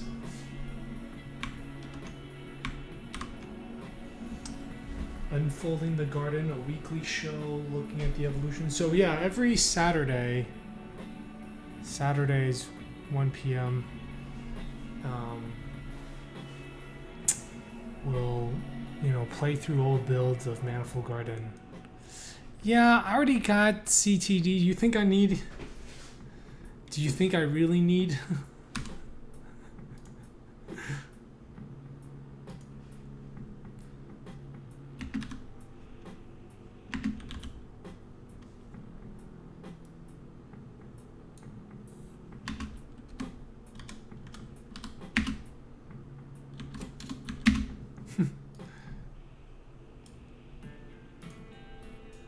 I suppose it doesn't hurt.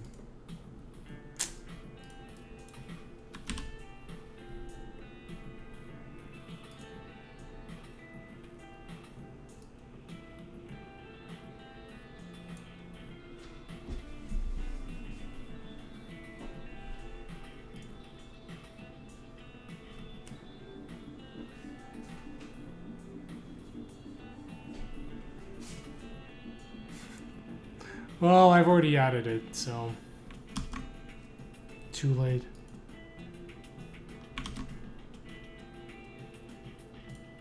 Damn it, my disk is full.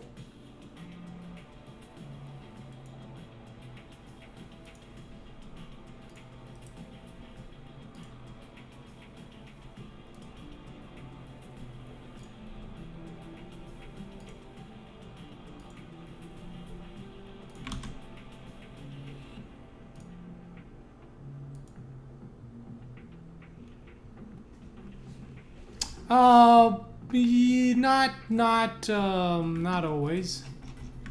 So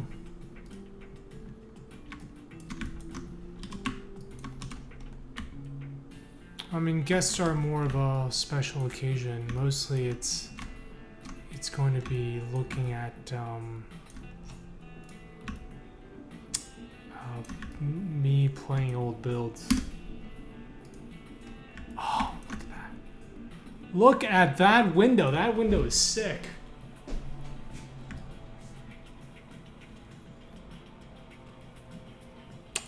Though it does kind of bother me that it doesn't line up with that, but maybe... Ugh. I feel like I should lower...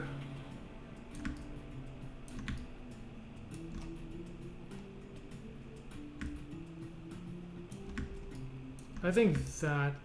So that's fine. That needs to get lowered a bit, and we need to delete that. What do y'all think?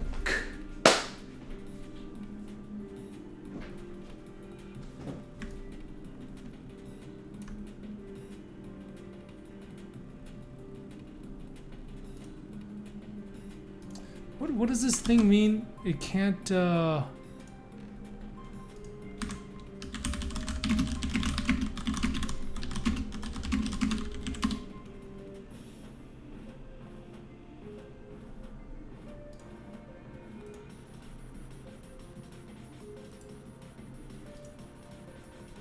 Oh my disk is full. Oh dear. 1 second.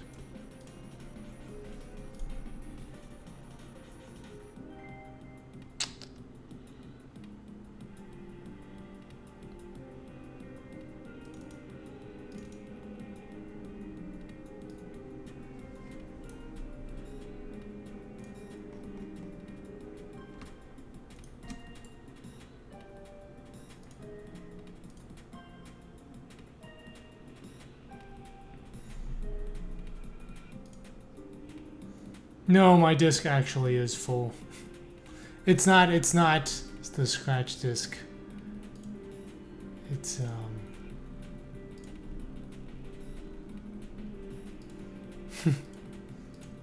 is that my 2 terabyte hard drive actually is full. Give me 1 second. Let me make some space.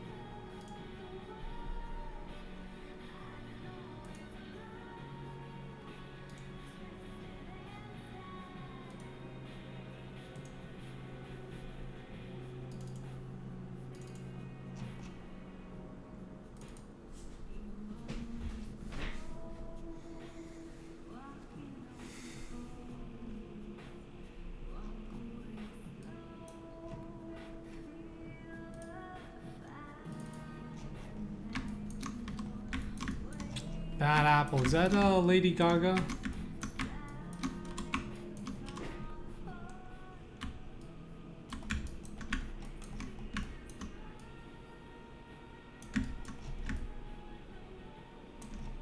Yeah, that looks perfect. Guys, I'm a little bit tired. I think I might call it a day here. It is 12:47 a.m. And thank you, by the way, Neon Lemonade. As always, huge thanks to everybody for hanging out and watching me make this game. It's really appreciate everybody's support. CST? It is CDT now, though, because we had daylight saving time.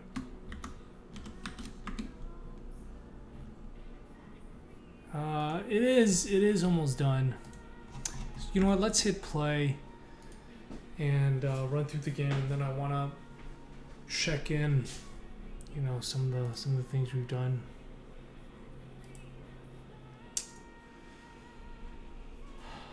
Ebol Ortega. Well, I'll be back tomorrow morning.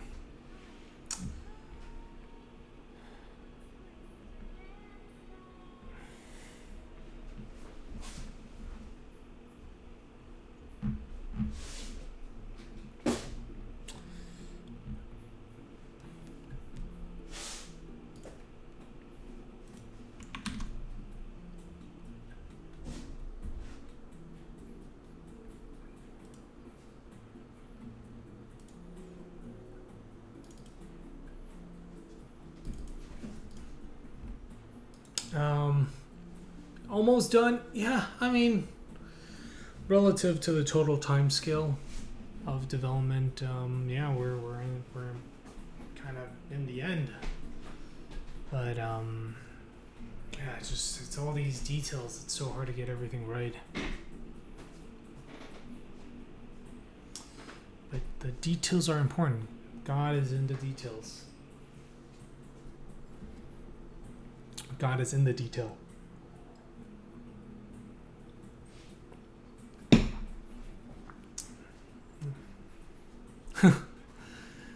Well, yeah, it'll be a 5-year development cycle, but is the standard for I don't even consider myself a perfectionist. It's just the standard for indie games is so high now. People expect so much. You know, like it's like Firewatch was made with Unity. And that's an indie game.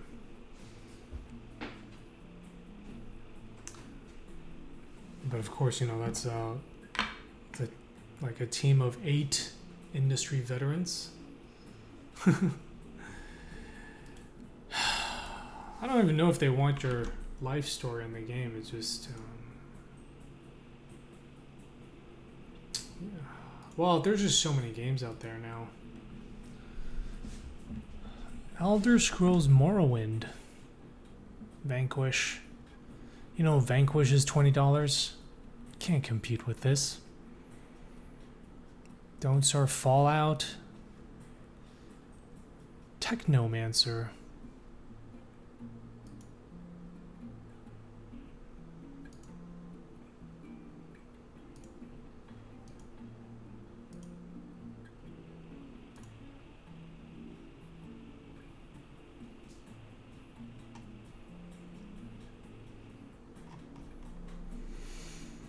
I think Rhyme must be doing quite well to be on this carousel.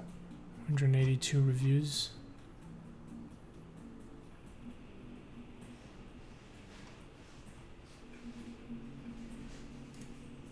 Stardew Valley, yeah.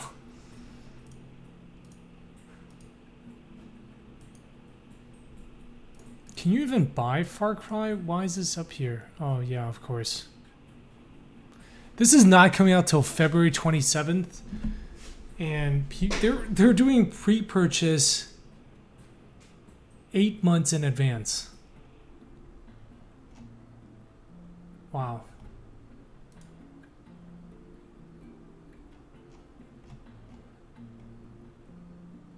this looks like it's doing quite well, which is actually I think it's a good sign for me. Oh, what is that? Okay, I'll watch it after the stream. It said,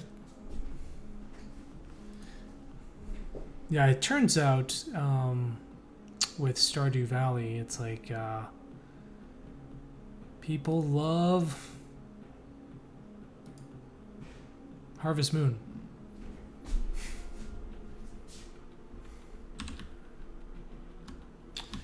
No. I'm not saying Vanquish is an indie game. I just mean that it's a $20 price point, right?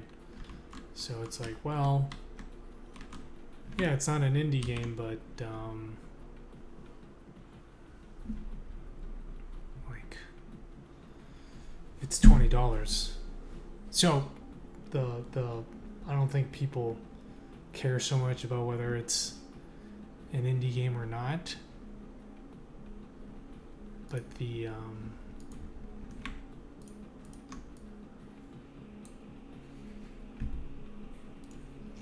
you know, when it's like for $20 you could get Vanquish. Your game needs to really make the players feel justified in spending that money.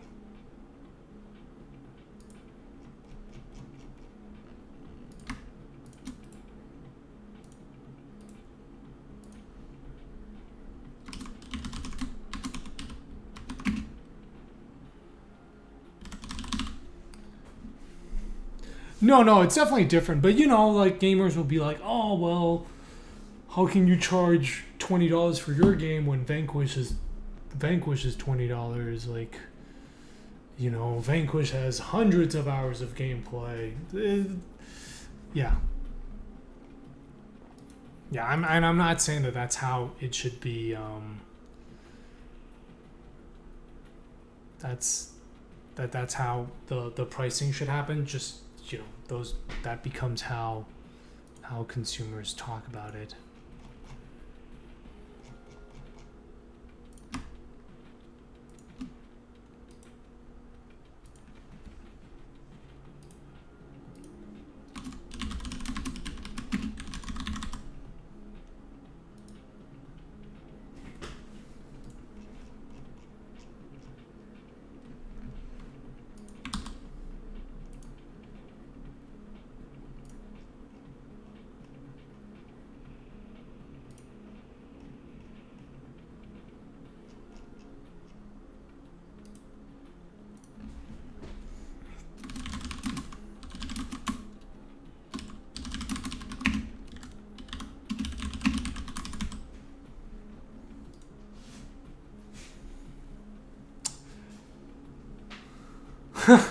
I don't even think Steam lets you set a $300 price point.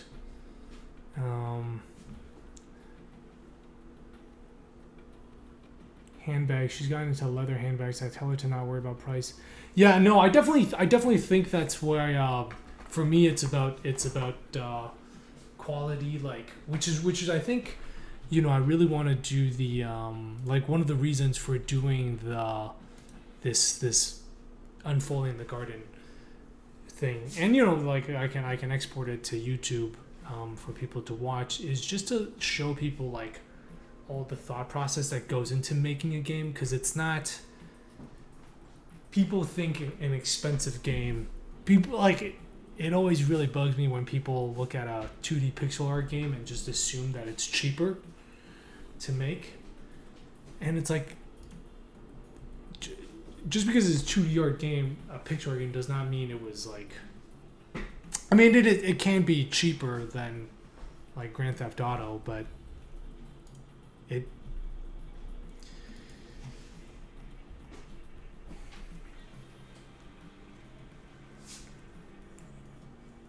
yeah, the style of the art is not always indicative of the development cost.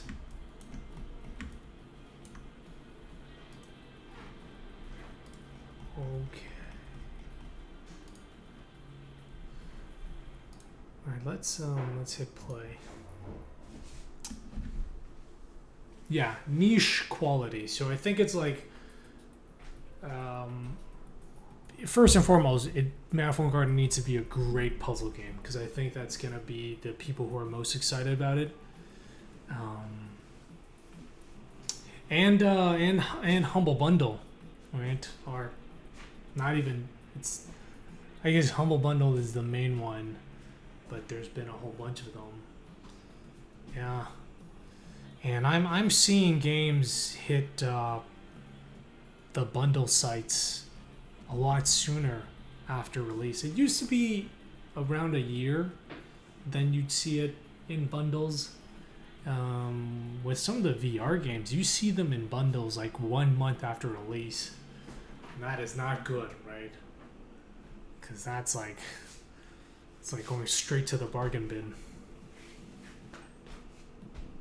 So,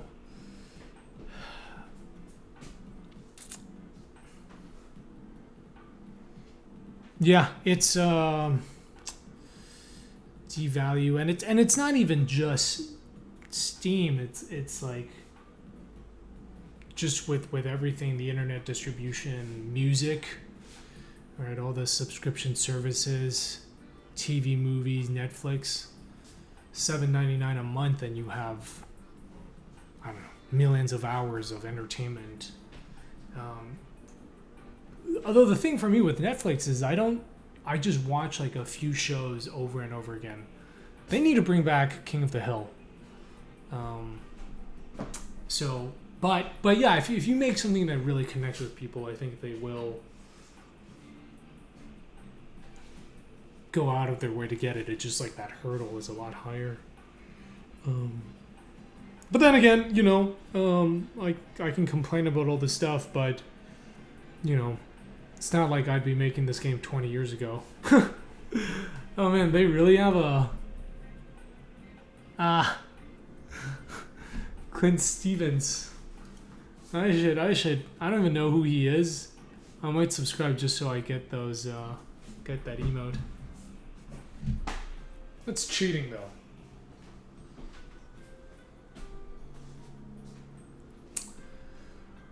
What? That boy ain't right. Propane. It's just so good. That show is so good. I love the animation style too. You don't see that anymore. That kind of, that slightly muddy. Oh my god! Please don't crash. Oh, thank God. it's the game dev prayer. Please don't crash. Please don't crash.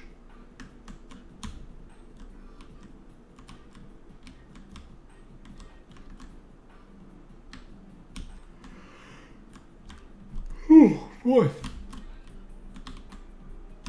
Now, Bobby. I tell you what.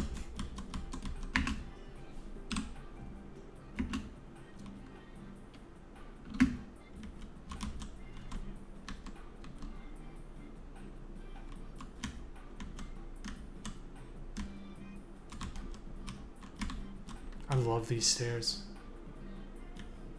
You want to generally avoid a lot of long stretches of flat surface, so stairs are good.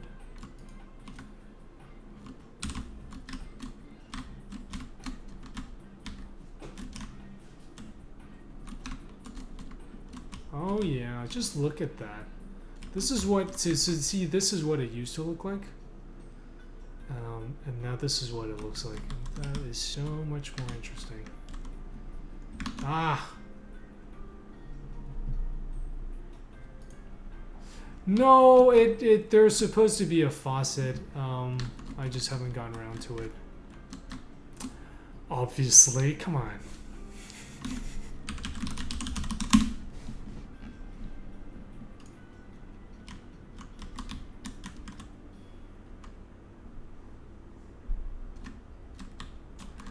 I'll tell you what, those are some fine windows.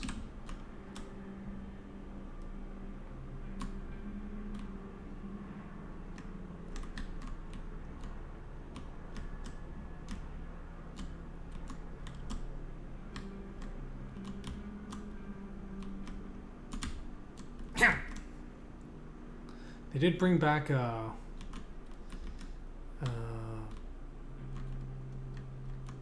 Beavis and Butthead.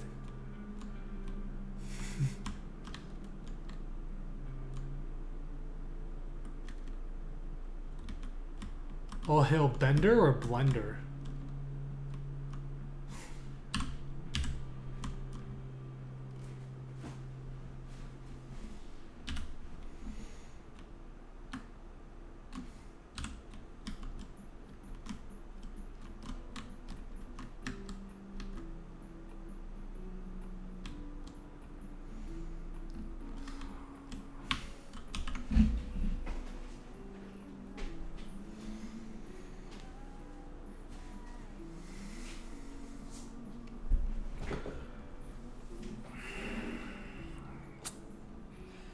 Alright guys, that is going to be it for me today.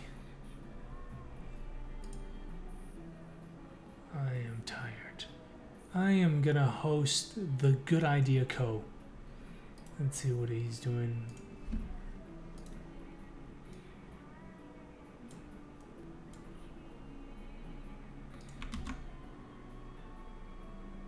Working on some hot garbage. Alright, let's host this channel.